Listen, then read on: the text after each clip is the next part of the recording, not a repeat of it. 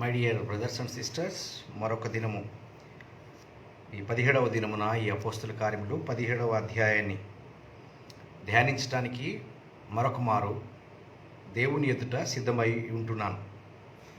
దేవుడు మీకు అనుగ్రహించే కృప చొప్పున మీరు కూడా ప్రభు సన్నిధిలో ఆయన సందేశం వినడానికి మీరు సిద్ధపడతారని ఆశతోనే ఈ ప్రయాస, ఈ ప్రయత్నం. దేవునికి స్తోత్రం కలుగునుగాక. గత 16 దినములుగా అపోస్తలుల కార్యములని ధ్యానించడానికి దేవుడు కృపను అనుగ్రహించాడు. ఏమాత్రం ఆటంకం లేకుండా ఆయన చిత్తాన్ని ప్రకటించడానికి దేవుడు సహాయం చేస్తూ వచ్చారు. నేను నమ్ముతూ ఉన్నాను, ఈ 28 దినాలు కూడా ఈ అపోస్తలుల కార్యములను పూర్తిగా ధ్యానించడానికి ప్రభువు నాకు అవకాశం ఇస్తారని నేను నమ్ముతూ ఉన్నాను, విశ్వసిస్తూ ఉన్నాను. My dear brothers and sisters, మీలో ఎవరైనా ఈ సందేశాలు పూర్తిగా వింటున్న వారైతే వారు ఖచ్చితంగా బలపరచబడుతూ ఉన్నారని, దేవుని లేఖనాల్లోని సత్యాన్ని గ్రహిస్తూ ఆయన్ని ఆరాధిస్తూ ఆయన కొరకు జీవించే మనసు కలిగిన వారుగా మిమ్మల్ని మీరు సిద్ధపరచుకోవడానికి మీరు ప్రయాసపడుతూ మీరు ప్రయత్నపడుతున్నారని నేను నమ్ముతున్నాను. ఎందుకంటే నేను కూడా మీలాగే, మీతోనే, మీ వలె నేను కూడా అనేక సంగతులు మొదటిసారి నేను ఈ వాక్యాలు ప్రకటించగా వింటున్నాను.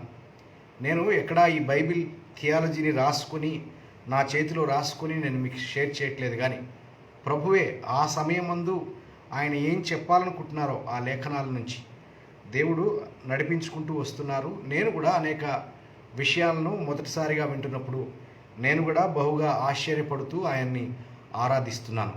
దేవునికి మహిమ కలుగునుగాక. ఇది బహు విచిత్రమైన పరిస్థితి. నిజంగానే ఒక సందేశాన్ని రాసుకొని గబగబా చదివితే ఏం థ్రిల్ ఉంటుంది?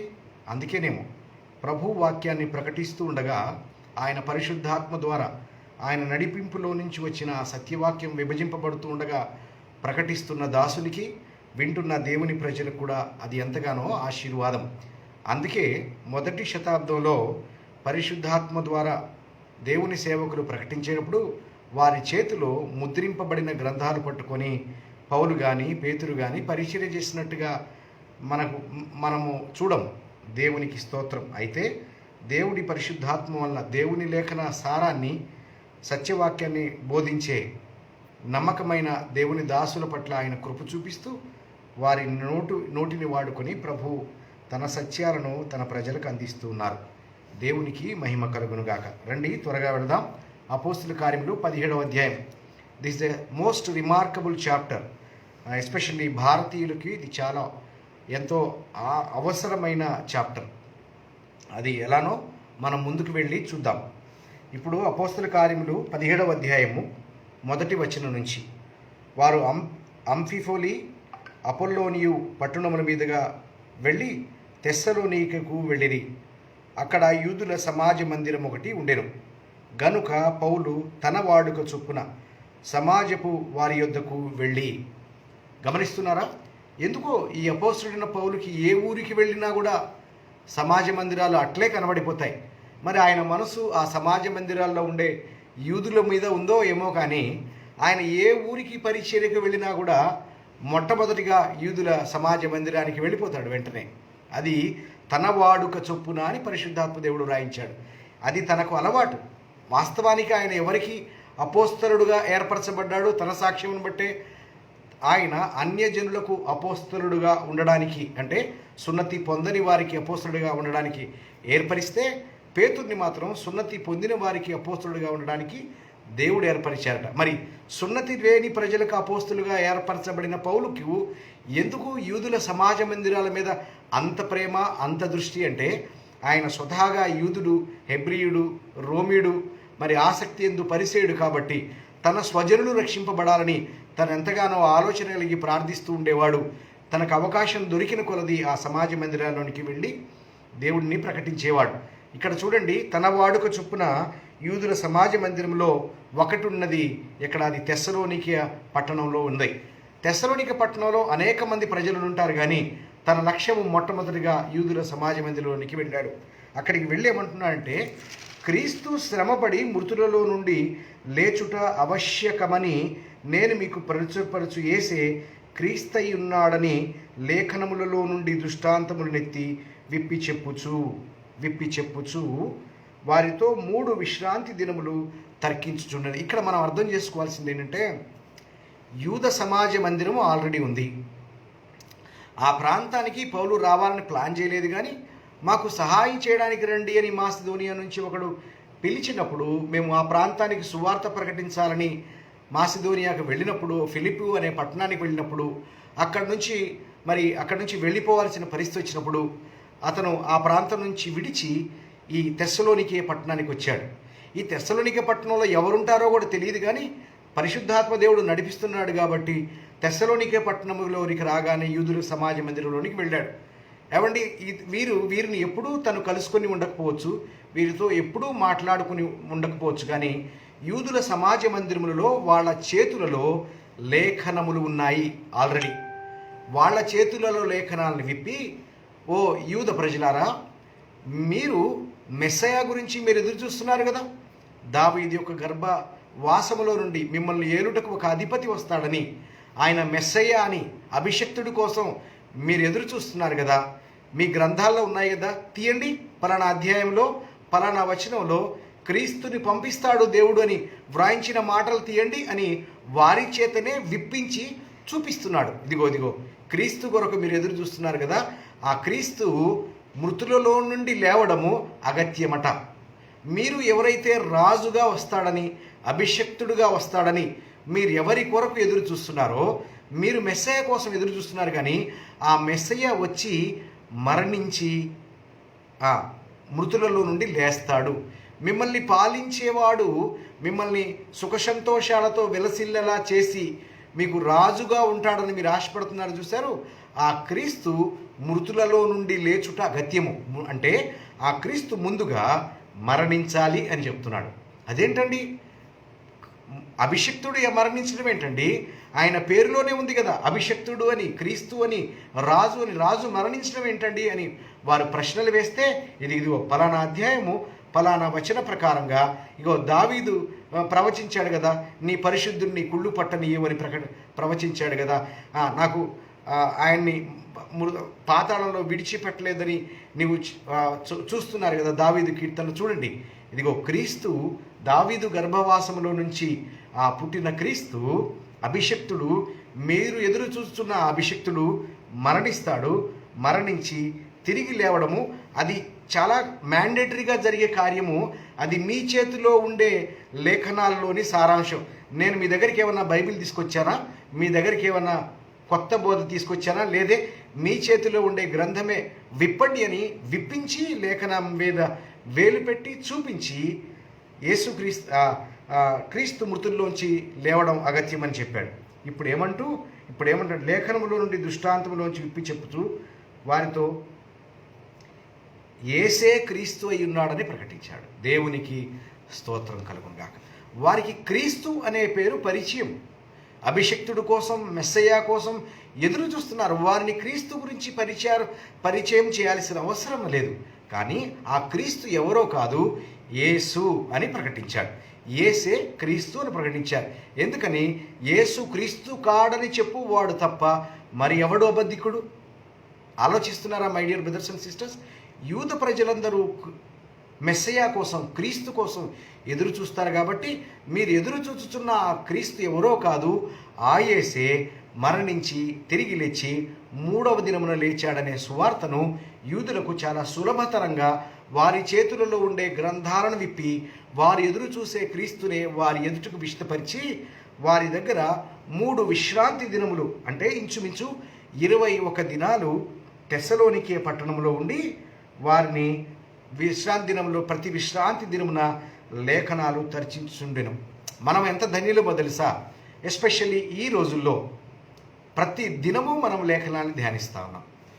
అనుక్షణము ఏమండి, ఫేస్బుక్లో ఓపెన్ చేసినా కూడా ఏదో ఒక దేవుని యొక్క ఆశీర్వాదం, లేదా దేవుని యొక్క ఏదో ఒక గీతం, ఏదో ఒక సత్యం, యేసు ప్రభువుని గురించి, ఆయన సాక్ష్యమును గురించి, ఆయన రక్తమును గురించి, ఆయన పాపక్షమాపణ గురించి, ఆయన ఆశీర్వాదం గురించి అనేక సందర్భాల్లో విస్తారంగా సమయమందును అసమయమందును మనము లేఖనములను ధ్యానించు భాగ్యము దేవుడు మనకిచ్చాడు. కానీ యూదులకు ఏముంది ఈ పరిస్థితి? యూదులు 6 దినాలు వారి పని వారు చేస్తారు. 7వ దినము విశ్రాంతి దినం వచ్చి అక్కడ వారు ఆ సమాజ మందిరాల్లో స్పెండ్ చేసే టైంలో మాత్రమే వారు లేఖనాలను చూసేవారు, పరిశోధించేవారు. మనము పరిశుద్ధాత్మతో నడిపింపబడతాం కాబట్టి మనకు సమయము సందర్భమునకు అవసరత లేదు. ఏ దినమందైనా ఏ క్షణమైనా మనము లేఖనములను ధ్యానించే భాగ్యం దొరుకుతుంది. అందుకే ఏం చెప్తారు, ప్రతి దినము దేవుడు వాక్యాన్ని చదవాలి అని క్రైస్తవ సేవకులు బోధిస్తూ ఉంటారు. ఎందుకని మనం ప్రతి విశ్రాంతి దినమున మాత్రమే లేఖనాలు చదివేవారం కాదు, కానీ అనుక్షణము అనుదినము దేవుని సన్నిధిలో దీవారాత్రులు దేవునిని గూర్చిన సంగతులు ధ్యానించడానికి ఏర్పరచబడిన వారం. అయితే దావీదు మాత్రం అనుదినము ఆయన దీవారాత్రులు దేవుని వాక్యాన్ని ధ్యానించేవాడు. అయితే యూదుల సమాజ మందిరాల్లో వాడుక ఏంటంటే వారమునకు ఒక మారే వారి ఎదుట ఆ దేవుని వాక్యం ప్రకటించబడుతూ ఉండేది. ఆ పౌలు గారు ఎంతో అద్భుతంగా యూద సమాజ మందిరాల్లోనికి వెళ్ళి యూదుల చేతుల్లో ఉండే గ్రంథాన్ని ఓపెన్ చేసి, మీరు ఎదురు చూస్తున్న క్రీస్తు ఎవరో కాదు, ఆయన మృతుల్లోంచి లేవడం అగత్యము అని చెప్పి ఆ క్రీస్తు ఎవరో కాదు, యేసే క్రీస్తు అయి ఉన్నాడని వారిని ఒప్పించడానికి 3 విశ్రాంతి దినాలు సమాజ మందిరాల్లో ఉండి 21 దినాలుండి, హల్లెలూయా దేవునికి స్తోత్రం, 21 దినాలుండి అక్కడ తర్కిస్తూ వారితో సమయాన్ని గడుపుతూ ఉన్నాడు. వారిలో కొందరును భక్తిపరులు, గ్రీసు దేశస్థులలో చాలామంది, ఘనత గల స్త్రీలలో అనేకులు ఒప్పుకొని పౌలుతోనూ శీలతోనూ కలుసుకునిరి. ఆలోచించండి, ఈ యూదులు అక్కడి నుంచి ఎక్కడికి వచ్చారు, ఎలా వచ్చారు? గ్రీసు దేశస్థులలో యూద సమాజ మందిరం ఏంటి? భారతదేశంలో క్రైస్తవ సంఘం లేదా? దేవునికి స్తోత్రం కలుగునుగా. భారతదేశంలో క్రిస్టియన్ చర్చ్ ఎలా ఉందో గ్రీసు దేశంలో యూదుల సమాజ మందిరాలు ఉన్నాయి. యూదులు ఆయా కాలాల్లో చెదిరిపోయి వారు పెరిగి పెద్దవారై వారు ఉంటున్న పట్టణాల్లో వారు ఉంటున్న ప్రాంతాలలో ఆడు సమాజ మందిరాలు స్థాపించుకొని ఆ సమాజ మందిరాల్లో వారు ఆరాధిస్తూ ప్రతి విశ్రాంతి దినమున లేఖనాలు చదువుతూ వారి జీవనాన్ని కొనసాగిస్తున్నప్పుడు పౌలు ఆ ప్రాంతంలో పరిచర్య చేసినప్పుడు అనేక మంది భక్తిపరులు, కొందరు భక్తిపరులు గ్రీసు దేశస్థుల్లో కూడా చాలామంది ఘనత గల స్త్రీలు అనేకులు ఒప్పుకున్నారట. పౌలుతో శీలతో ఏం ఒప్పుకుని ఉంటారు? యేసే క్రీస్తుని ఒప్పుకున్నారు. నిజమే, క్రీస్తు వస్తాడని అభిషక్తుడి కోసం మేము ఎదురు చూస్తున్నామని అనుకునేవారు, కానీ వారు ఆ యేసే క్రీస్తు అని ఒప్పుకొని పౌలు శీలతో కలిసి వారు ప్రయాణం కొనసాగించినట్లుగా దేవుడి లేఖనం ఇంత అద్భుతంగా మనకు తెలియజేస్తూ ఉంది. అయితే మరి ఏం జరిగింది అక్కడ? అయితే కొందరు యూదులు మత్సరపడి పనీపాటు లేక తిరుగు కొందరు దుష్టులను వెంట పెట్టుకొని గుంపు కూర్చి పట్టణమెల్లా అల్లరి చేయిచు యాసోను ఇంటి మీద పడి వారిని జనుల సభ ఎదుటకు తీసుకొని వచ్చుటకు ప్రయత్నం చేసిరి. అయితే వారు కనపడనందున యాసోనును కొందరు సహోదరులను ఆ పట్టణపు అధికారుల యొద్దకు ఈడ్చుకొని పోయి. ఏంటండి ఈ ఈడ్చడం అనేది? చాలా అలవాటేమో. పౌలుని అనేక సందర్భాల్లో ఈడ్చి మరీ పర్సిక్యూట్ చేశారు. ఇప్పుడు ఏమంటున్నారు? ఎప్పుడైతే పౌలు ద్వారా ఒప్పింపబడ్డారో, శీల ద్వారా ఒప్పింపబడ్డారో, దేవునికి స్తోత్రం కలుగునుగాక. ఇప్పుడు ఏం జరుగుతుందంటే యూదులు వారి ప్రాంతంలో పని పాట లేకుండా తిరిగే కొంతమంది, మన భాషలు అంటే పోరంబోకులు అంటారు. పోరంబోకులు అంటే ఏంటి? పని పాట లేకుండా తిరిగేవాడు. తెలుగు భాష చాలా అద్భుతం. చాలా విషయాలు మనం మాట్లాడుకోవడానికి, అర్థం చేసుకోవడానికి. ఒక ఊరిలో పోరంబోకులు ఉంటే ఆ పోరంబోకుల దగ్గరికి యూదులు వెళ్ళారు. అసలు యూదులు ఎంత నిబద్ధతగా ఉంటారు, అన్య జనులతో వారిని ముట్టుకోవడం అయినను సహవాసం చేయడమైనను వారికి మరి అవకాశం లేదే. మరి అలాంటప్పుడు పని పాట లేకుండా తిరిగే వాళ్ళని పౌలును శీల మీద హింస తీసుకురావడానికి వారిని కలిసి గొడవ చేస్తూ ఇప్పుడు ఏం జరిగిందంటే, వీరు ఎక్కడైతే బస చేస్తున్నారో, పౌలు శీల అయితే ఎక్కడైతే దిగారో ఆ యాసోని ఇంటి మీదకి ఆల్రెడీ అటాక్ చేశారు. తీరా యాసోని ఇంటి మీదకి అటాక్ చేస్తే అక్కడ పౌలు శీల లేరని గుర్తించి వారిని చేర్చుకున్న ఆ యాసోనుని తనతో పాటు కొంతమంది సహోదరుల్ని ఈడ్చుకొని పోయి ఏమన్నారంటే, భూలోకమును తలకిందులు చేసేవారు వీరిక్కడికి కూడా వచ్చి ఉన్నారు, యాసోను వీరిని చేర్చుకుని ఉన్నాడు. ఏమట? భూలోకమును తలకిందులు చేయడంటే ఆకాశాన్ని కింద భూమిని పైన చేయడమా? అది లిటరల్ లాంగ్వేజా? కాదండి. యేసే క్రీస్తు అని ఒప్పించేవారు. అసలు వీళ్ళని గొడవ చేస్తుంది ఎవరు? వీళ్ళని గొడవ చేస్తుంది యూదులు. అటాక్ చేస్తున్నారు, పర్సిక్యూట్ చేస్తున్నారు. భూలోకాన్ని తలకిందులు చేయడం ఏంటంటే దాని మీనింగ్ ఏంటంటే యేసే క్రీస్తు అని, యేసే రక్షకుడు అని, యేసు ద్వారానే నిత్య జీవమని, ఆయన ద్వారానే పాప క్షమాపణని, ఆయన నామము ద్వారానే పాప క్షమాపణ ప్రకటింపబడుతుందని పరిచర్య చేసే ప్రతివాడు భూలోకమును తలకిందులు చేయువారు. వాస్తవానికి పౌలు శీల ఎక్కడైనా భూలోకాన్ని తలకిందులు చేశారా? లేదే. కానీ వారు చేసే పరిచర్యకు వారి ఆపోజిట్ పీపుల్ పెట్టిన పేరేంటంటే అప్సైడ్ డౌన్ చేశారు. భూలోకాన్ని తలకిందులు చేశారు, మా పరిస్థితిని తలకిందులుగా చేసేసారు, మా విశ్వాసాన్ని తలకిందులుగా చేశారు, మా ప్రాంతాల్లో వాళ్ళందరి విశ్వాసాన్ని చెడగొట్టేశారు, మార్చివేశారు, మార్పిడి చేసేశారు. దాని మీనింగ్ మరి అది దేవుడు ఇచ్చిన సాక్ష్యం కాదు, కానీ లోకంలోని ప్రజలు పౌలు శీల మరి చేయుచున్న పరిచర్యను భూలోకమును తలకిందులు చేయువారు ఇక్కడ కూడా వచ్చి ఉన్నారు, వారిని యాసోను వారి ఇంట చేర్చుకుని ఉన్నాడని వారికి ఫిర్యాదు చేయడం జరిగింది. వీరందరూ ఏమన్నారంటే యేసు అను వేరొక రాజు ఉన్నాడని చెప్పి కైసరు చట్టములకు విరోధముగా నడుచుకునేవారు అని కేకలు వేసిరి. ఈ యూదులు ఎంత తెలివైన వాళ్ళంటే, ఈ యూదులు గ్రీసు దేశస్థులోని కొందరిని పట్టుకొని గ్రీసు దేశస్థులతో కంప్లైంట్ చేస్తున్నారు. గ్రీకు సామ్రాజ్యాన్ని, ఆ రోజు గ్రీకు ప్రాంతాన్ని పాలిస్తున్నది కైసరు, అతను రాజుగా ఉన్నాడు. వీరేం చేశారంటే వారిని చాలా నేకగా పట్టించి యూదులు ఈ గ్రీసు దేశస్తుల్ని ఎగదోసి ఏమన్నారంటే, మనకు కైసరు కదా, మనకు రాజు కైసరు కదా. వీరేం చెప్తున్నారంటే క్రీస్తు అభిషక్తుడు, యేసు అభిషక్తుడు, యేసు రాజు అని ప్రకటిస్తున్నారని ఏం చెప్తున్నారంటే కైసరుకు వ్యతిరేకంగా, కైసరు కదా మనకు రాజుగా ఉన్నాడు, వేరొక రాజుని వీళ్ళు ప్రకటిస్తున్నారు, వేరొక రాజ్యం గురించి ప్రకటిస్తున్నారని వారిని రేపడానికి వారు ఆ విధంగా మరి కైసరు చట్టమునకు విరోధముగా నడుచుకుని వారని కేకలు వేసి, ఈ యూదులు ఎంత తెలివైన వారంటే యేసుక్రీస్తు ప్రభువుని సువార్తని ఎలాగైనా ఆపాలని వారు చేయుచున్న ప్రయత్నం చూడండి, ఎంత తెలివిగా వారు ఆ పరిచర్య చేయుచున్నారో. ఈ మాటలు వినుచున్న జనసమూహము పట్టణపు అధికారులను కలవరపరిచిరి. వారు యాసోను వద్దకును మిగిలిన వారి వద్దకును జామీన్ తీసుకుని వారిని విడుదల చేసిరి. ఏం జరిగింది? పట్టణపు అధికారులను కలవరపరిచారట.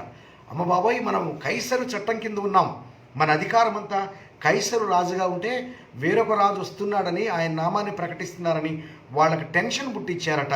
ఆ టెన్షన్ని బట్టి ఆ తర్వాత యాసోనుకుని మిగిలిన వారందరి దగ్గర జామీన్ తీసుకుని విడుదల చేశారట. వెంటనే సహోదరులు రాత్రి వేళ పౌలు శీలను బెరేకు పంపించారు. అనిపించింది, ఎందుకంటే ఇక్కడ గొడవ, అసలే ఈ యూదులు పోరంబోకులందరితో కలిసిపోయి సత్యమును తిప్పివేసి మీ మీద అటాక్ చేయడానికి నా ఇంటి మీదకి వచ్చి అల్లరి చేస్తే నేను బెయిల్ తీసుకొని వచ్చాను. సో పౌలు గారు, శీల గారు, మీరు దయచేసి వేరొక ప్రాంతానికి వెళ్ళండి, మీరు బెరియా పట్టణానికి వెళ్ళండి అని బెరయాకు రాత్రి వేళ పంపించడం జరిగింది. వారు వచ్చి యూదుల సమాజ మందిరంలో ప్రవేశించింది. మళ్ళీ చూడండి, ఈ పౌలు గారు మళ్ళీ యూదుల సమాజ మందిరంలోనికి ప్రవేశించాడు. వీరు తెస్సలోనికలో ఉన్న వారి కంటే గనులై ఉండిరి గనక ఆసక్తితో వాక్యమును అంగీకరించి పౌలు శీల చెప్పిన సంగతులు అలాగున్నవో లేవో అని ప్రతిదినము లేఖనములను పరిశోధించుచు వచ్చింది. బెరయ సంఘస్థులు తెస్సలోనికే సంఘస్థుల కంటే చాలా మంచి గనులు. అంటే ఏ విషయంలో గనులు? డబ్బులోనా, స్టేటస్లోనా, ఆరోగ్యంలోనా, హైట్లోనా, కుటుంబ నేపథ్యంలోన గనులు కాదు. వారి ఘనత ఎందులో ఉందంటే లేఖనాలు మరి పరిశీలించినది ఏ విషయాన్ని అంగీకరించని మనస్తత్వం కలిగిన వారిలో ఘనులు. మీరు తెస్సలోనిక వారి కంటే ఘనులు కాబట్టి పౌలు శీల చెప్పిన సంగతులు అలాగున్నవో లేవో. ఏమి అలాగున్నవో లేవో? క్రీస్తు మృతులలో నుండి లేచుట అగత్యమని ఉందా లేదా? క్రీస్తు దావీదు కుమారుడా లేదా? క్రీస్తు మరి ఆయన పాతాళంలో విడిచిపెట్టడని దావీదు నిజంగా చెప్పాడా లేడా? మరి నీ పరిశుద్ధుణ్ణి కుళ్ళు పట్టనీవు అని చెప్పాడా లేదా? దావీదు గర్భవాసంలో నుంచి వస్తాడా లేడా? ఎక్కడైతే యేసుక్రీస్తు ప్రభువారు క్రీస్తు అని ఎక్కడెక్కడైతే లేఖనాలు ఉన్నాయో అవి దృష్టాంతములుగా ఉండడానికి దేవుడు ముందుగా ఎక్కడెక్కడ రాయించాడో వారి చేతిలో ఉండే పాత నిబంధన గ్రంథంలో, మరి అప్పటికి ఎన్ని గ్రంథాలు వారి చేతిలో డెఫినెట్గా పాత నిబంధన అంతా ఉండుంటుంది ఖచ్చితంగా. ఆ పాత నిబంధనలోని యేసుక్రీస్తును గూర్చిన ప్రతి సంగతి, ప్రతి ప్రవక్త మాట్లాడిన విషయాలన్నీ అనర్గళంగా అసలు స్వతహాగానే పరిసయుడైన ఆ అపోస్తలుడైన పౌలు తన మీద కలిగిన ధర్మశాస్త్రము మీద, ఆ పాత నిబంధన మీద ఉండే కమాండ్ని బట్టి యేసుక్రీస్తు ప్రభువుని అంగీకరించిన ఈ పౌలు గారు ఎంతో స్పష్టంగా ప్రతి సందర్భంలో లేఖనాలను విప్పి వారికి ప్రకటిస్తూ ఉండగా, ఈ బెరయ సంఘస్థులు తెస్సలోనికే సంఘస్థులు అంటే ఘనులు కాబట్టి పౌలు శీల చెప్పిన సంగతులు అలాగున్నాయో లేవో అనే ప్రతి విషయాన్ని ప్రతి దినము చూడండి, ప్రతి దినము లేఖనములను పరిశోధించు వచ్చింది. చూడండి వీరు ఎందుకు గనులు, ప్రతి సమాజ మందిరంలో లేఖనాలు మరి పరిశోధించే వీరు, ఈ బెరయ వాళ్ళు మాత్రం ప్రతి విశ్రాంతి దినమును మాత్రమే కాదు కానీ ప్రతి దినము కూడా లేఖనాలను పరిశోధించు వచ్చింది. కాబట్టి ఆ పరిశోధనలో వారికి తేలింది ఏంటి అంటే, అందుచేత తేలినదేమనగా వారిలో అనేకులు ఘనత కలిగిన గ్రీసు దేశస్థులైన స్త్రీలను పురుషులను చాలామంది విశ్వసించిరి. గ్రీక్ దేశంలో ఉండే యూదుల సమాజ మందిరాల్లో ఉండేవాళ్ళు చాలామంది అంగీకరించేది. అయితే బెరయలో కూడా పౌలు దేవుని వాక్యాన్ని ప్రచురించుచున్నాడని తెస్సలోనికలో ఉండి యూదులు తెలుసుకొని అక్కడికి వచ్చి జనసమూహంలో లేపి కలవరపరిచిరి. చూడండి, తెస్సలోనికలో పర్సిక్యూషన్ జరుగుతుందని రాత్రి వేళ పౌలు శీలను బెరయకు పంపిస్తే, బెరయలో కూడా ప్రతి దినము లేఖనాలను ధ్యానిస్తూ అక్కడ వారిని కూడా నడిపిస్తూ ఉంటే ఈ విషయం విన్నారు ఎవరో యూదులు.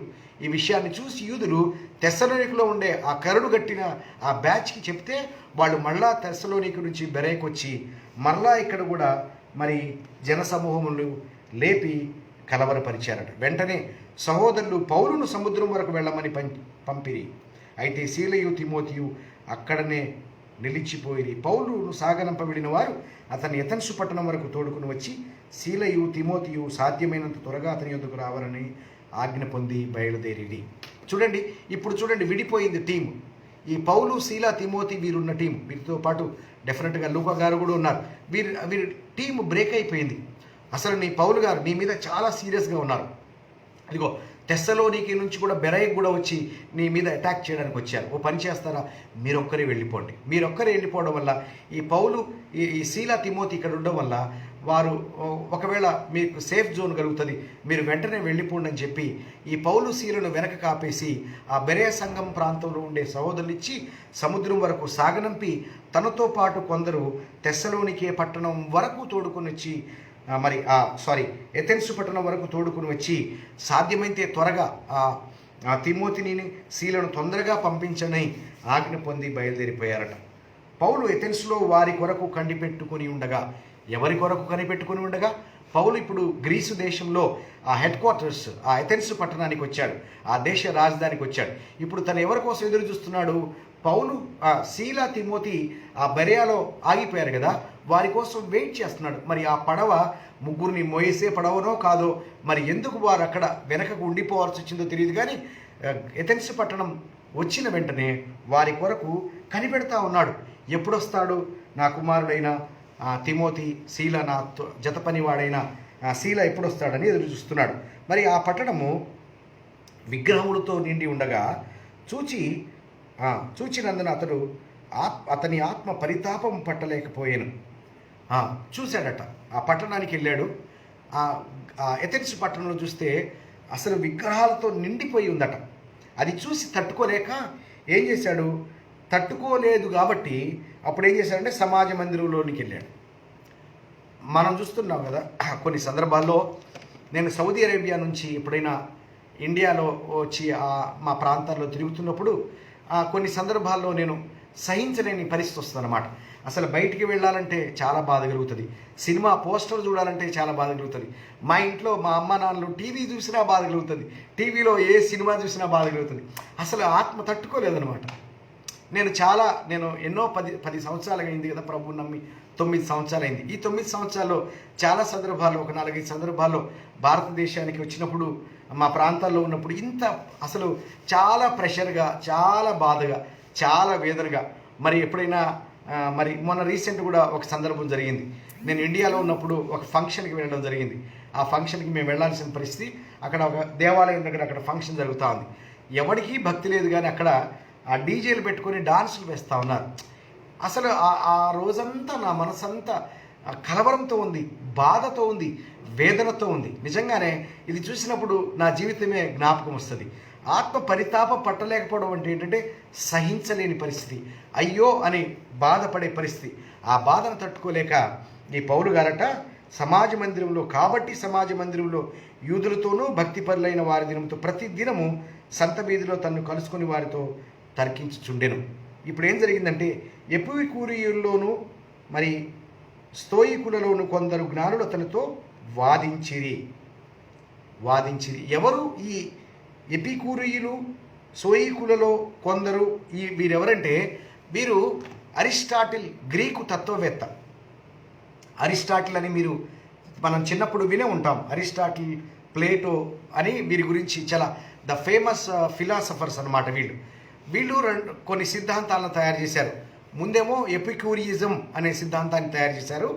దాని తర్వాత కొన్ని రోజులకి మరి స్తోయికులలో వీళ్ళు ఆ గ్రీకు తత్వవేత్తలు వ్రాసిన ఆ తత్వజ్ఞానాన్ని బోధిస్తూ వాళ్ళు ఫాలో అవుతుంటారు. ఏ విధంగా అయితే మనం క్రీస్తు మార్గమును మనం ఏ విధంగా అయితే ఫాలో అవుతున్నామో, బుద్ధిస్టులు బుద్ధుని యొక్క టీచింగ్స్ని ఎలా ఫాలో అవుతారో, అదేవిధంగా గ్రీకు తత్వవేత్తలైన ప్లేటో, అరిస్టాటిల్ ఇలాంటి మరి క్రీస్తు పూర్వమే దాదాపు 300-400 సంవత్సరాల క్రితము వారు తత్వ జ్ఞానమును వారు మనుషుల మధ్యలో ప్రతిపాదించి వారి సిద్ధాంతాలను కూడా ఫాలో అయ్యేవారు చాలామంది ఉన్నారు. ఎప్పుడైతే మరి ఈ పౌలు గారు తర్కిస్తూ ఉన్నాడు, ఆ యూదులతో తర్కిస్తూ ఉన్నాడు, మరి గ్రీసు దేశస్థులతో కూడా తర్కిస్తూ ప్రతి దినము సంత వీధిలో తన్ను కలుసుకుని వారితో తర్కిస్తూ వస్తున్నాడు. సంత వీధులు అంటే మార్కెట్లో, ఈ షాపింగ్ కాంప్లెక్స్లు ఉండే దగ్గర, ఈ హోటల్స్ ఉండే దగ్గర తర్కిస్తూ వస్తుంటాడనమాట. అటువంటి యాటిట్యూడ్ కలిగిన పౌలు గారు అతను తర్కిస్తుండే టైంలో తన తర్కమును విన్నారేమో. అసలే వీళ్ళు తత్వవేత్తలు కదా, జ్ఞానం కలిగిందని చెప్పుకునే జ్ఞానులు కదా వీరేం చేశారంటే ఎపికూరియల్లో స్తోయికుల్లో ఉన్న కొందరు జ్ఞానులు అతనితో వాదించిరి. యేసుక్రీస్తు ప్రభు రక్షకుడు, ఆయన ద్వారా పాపక్షమాపణ ఏమి ప్రకటించారో కానీ వారితో వాదిస్తున్నప్పుడు కొందరు ఈ వదరబోతు చెప్పినది ఏమిటని చెప్పుకొనిరి. వదరబోతు అనే టైటిల్ ఇచ్చారు పౌలు గారికి. అయితే ఇందులేండి, అయితే యేసుని గూర్చి పునరుత్థానమును గూర్చి ప్రకటించినను గనక మరికొందరు వీడు అన్య దేవతలను ప్రచురించుచున్నాడని చెప్పుకొనిరి. వీళ్ళెవరు? అన్య దేవతలు అనే ఫీలింగ్ ఎవరికి ఉంటుంది? డెఫినెట్గా యూదులకే ఉంది. గ్రీసు దేశస్థులకి కనపడేదల్లా దేవుడే ఉండొచ్చు, వారికి అన్య దేవతలు ఏముండదు. కానీ మరి యూదులు మరి అన్య దేవతలను ప్రకటిస్తున్నాడని చెప్పుకున్నారు. అంతటా వారు అతన్ని వెంట పెట్టుకొని అరేయోపగు అను సభకు యొద్దకు తీసుకుపోయి, నీవు చేయుచున్న ఈ నూతన బోధ ఎట్టిదో మేము తెలుసుకోవచ్చునా? కొన్ని కొత్త సంగతులు మా చెవులకు వినిపించుచున్నావు గనుక వీటి భావం ఏమిటో మేము తెలుసుకొనబోరుచున్నామని చెప్పిరి. ఎథెన్సు వారందరూ అక్కడ నివసించు పరదేశులు ఏదో కొత్త సంగతి చెప్పుట ఎందును వినుట ఎందును మాత్రమే తమ కాలము గడుపుచుండువారు పౌలు అరేయోపగు మధ్య లేచి చెప్పినదేమనగా. My dear brothers and sister, పౌలుని మనం ఇప్పుడు చాలా లోతుగా వెళ్ళిపోతున్నాం. పౌలు మాటల పక్కనే మనం నిలబడి చూస్తున్నాం. పౌలు యొక్క స్ట్రాటజీ, పౌలు సువార్త చెప్పే విధానాన్ని మనం ఇక్కడ అబ్జర్వ్ చేయబోతున్నాం. ఇక్కడ ఏం చేశాడు? యూదుల సమాజ మందిరంలోని దగ్గరికి వెళ్ళినప్పుడు క్రీస్తు అనే టాపిక్తో డైరెక్ట్గా సువార్తలోనికి వెళ్ళిపోయాడు. దేవునికి స్తోత్రం కలుగును కాక. ఎందుకంటే ఈ యూదులు క్రీస్తు కొరకు, అభిషక్తుడి కొరకు ఎదురు చూస్తారు కాబట్టి వారికి ఆదాము గురించి చెప్పాల్సిన అవసరం లేదు, అబ్రహాము గురించి చెప్పాల్సిన అవసరం లేదు, యాకోబు సంతానం గురించి చెప్పాల్సిన అవసరం లేదు, మోషే గురించి కూడా చెప్పాల్సిన అవసరం లేదు, దావీదు గురించి కూడా చెప్పాల్సిన అవసరం లేదు, సంసోను గురించి, ఎవరి గురించి చెప్పాల్సిన అవసరం లేదు. వారు ఆల్రెడీ వాటినన్నింటినీ వాళ్ళు ధ్యానిస్తూ ఉన్నారు, స్పష్టంగా ధ్యానిస్తున్నారు. ప్రతి విశ్రాంతి దినమున ప్రవక్తలు చెప్పిన గ్రంథాలను వారు ధ్యానిస్తూ వస్తున్నారు. అందుకే వారికి నేరుగా క్రీస్తు అనే టాపిక్ పట్టుకొని వారి లేఖనాలను విప్పి చూపించి ఆ క్రీస్తు ఎవరో కాదు, యేసే క్రీస్తు అని వారికి సులభతరముగా సువార్తను ప్రకటించడానికి అవకాశం దొరికింది. ఎగ్జాంపుల్గా నన్ను చెప్పనివ్వండి. ఇప్పుడు మీరు వింటున్న వారు మనం చాలామంది క్రైస్తవులు ఉన్నారు కాబట్టి నేను స్ట్రైట్గా యేసుక్రీస్తు ప్రభువు నామములో నేను మీకు వాక్యాన్ని ప్రకటిస్తున్నానని, యేసుక్రీస్తు ప్రభు రక్షకుడు అని మీకు చెప్పిన వెంటనే you will accept. There is no controversy. ఆ విషయంలో ఎటువంటి ఇబ్బంది లేదు. యేసు ప్రభు శిలువ మీద తన రక్తాన్ని కార్చి మృతుడై పునరుద్ధారుడై 3వ దినం తిరిగి లేచాడని చెప్పిన వెంటనే మరొక డిబేటే లేదు. ఆటోమేటిక్గా మీరు వెంటనే యాక్సెప్ట్ చేసేస్తారు. My dear brothers and sisters, మీకు ఈ వాక్యం ప్రకటించడము చాలా సులభతరం. ఎందుకని? మీరు ఆల్రెడీ ఆ సిద్ధాంతంలో ఉన్నారు కాబట్టి ఆ విషయంలో మీరు ఏదన్నా సంగతులు అర్థం చేసుకోకపోతే మీ చేతిలో ఉండే బైబిల్ని తీసుకొని నిన్ను ప్రకటిస్తూ ఉండగా మీరు వినడానికి అవకాశం ఉంది. మీరు ఆ సంగతులు అలా ఉన్నాయో లేవో అని మీ చేతుల్లో గ్రంథాలు చూసి ఇది దేవుని వాక్యానుసారంగా ఉందా లేదా, ఈ కృష్ణా బ్రదర్ గారు చెప్తున్నది నిజమా కాదా అని ఆ రోజు బెరే సంఘస్థులు ఏ విధంగా అయితే వారు ప్రతి దినము లేఖనాలను వారు పరిశోధించుతూ వచ్చారో, నేను చెబుతున్న సంగతులు కూడా అలా ఉన్నాయో లేవో మీ బైబిల్లో చూసి తెలుసుకునే అవకాశం ఉంది. కాబట్టి మీకు వాక్యం ప్రకటించడం సులభం. కాబట్టి మీ మధ్య పరిచర్య చేయడానికి కొన్ని వందల వేల మంది సేవకులు మీ దగ్గరకు వస్తుంటారు. బైబిల్ చెప్పగలిగిన ప్రతి వారు మీ దగ్గరికి పరిగెత్తుకుంటూ వచ్చి మీ దగ్గరికి బైబిల్ వాక్యం చెప్పడానికి ఆసక్తి కలిగి ఉంటారు. ఎందుకంటే మీకు దేవుని వాక్యం బోధించడము కష్టతరమైనది కాదు. ఎందుకంటే మీరు క్రీస్తు ప్రభువుని అంగీకరించారు, ఆయన కొరకు ఆయన రూపంలోనికి మారాలని మీరు ప్రయాసపడుతున్నారు, పరిశుద్ధాత్మ దేవుని నడిపింపు ప్రకారంగా మీరు ముందుకు వెళుతున్నారు. కాబట్టి మీ ఎదుటకు ఎవరైనా దైవజనులు వచ్చినప్పుడు ప్రతి ఆత్మ నమ్మక ఏ ఆత్మ దేవుని సంబంధమైనదో మీరు విచారించుకొని మీరు దానికి తగినట్టుగా మీ బోధకుల్ని మీరు ఏర్పాటు చేసుకొని వారు చెప్పిన సంగతులు అలా ఉన్నాయో లేవో అని మీరు చాలా సులభతరంగా ఇది దేవునికి సంబంధించిన బోధ, ఇది బయట బోధన అని మీరు తెలుసుకోవడానికి చాలా స్పష్టమైన అవకాశం ఉంది. కాబట్టి 90% పరిచర్య క్రైస్తవుల మధ్యలో జరుగుతుంది. మరి 90% అన్నాను. ఎందుకని 90% అంటే వారు ఏం చెప్పినా తల వంచుకొని వింటారు. వారు చెబుతున్న దైవజనుడికి కాదు కానీ వారు దేవునికి భయపడుతున్నారు. కాబట్టి ఎవరు ఏం చెప్పినా కూడా వినడానికి మౌనంగా మరి వారు చెబుతుండగా వినడానికి అవకాశం ఉంది. క్రిస్టియన్ మినిస్ట్రీ మధ్యలో పరిచర్య చేయడం చాలా సులభం. కాబట్టి ప్రతి ఓళ్ళు పిహెచ్డి చేస్తారు, ప్రతి ఓళ్ళు డాక్టర్ చేస్తారు, ప్రతి ఓళ్ళు బిషప్లు అంటారు, సోపులు అంటారు, షాంపులు అంటారు. ఎందుకని? వారికి చాలా ఇష్టం. వారు చెప్పడం చాలా ఈజీ, సులభం. కానీ అన్ని జనుల దగ్గరికి వెళ్ళి మీరు నోరు తెరవండి, మీ నోరు తెరిచిన వెంటనే మూసేస్తారు వాళ్ళు. ముస్లిం ప్రజల దగ్గరికి వెళ్ళి మీరు సువార్త చెప్పడానికి ట్రై చేయండి, మీ నోట్లో మాట నోట్లోనే ఉంటుంది, మీ నోరు మూపించబడుతుంది.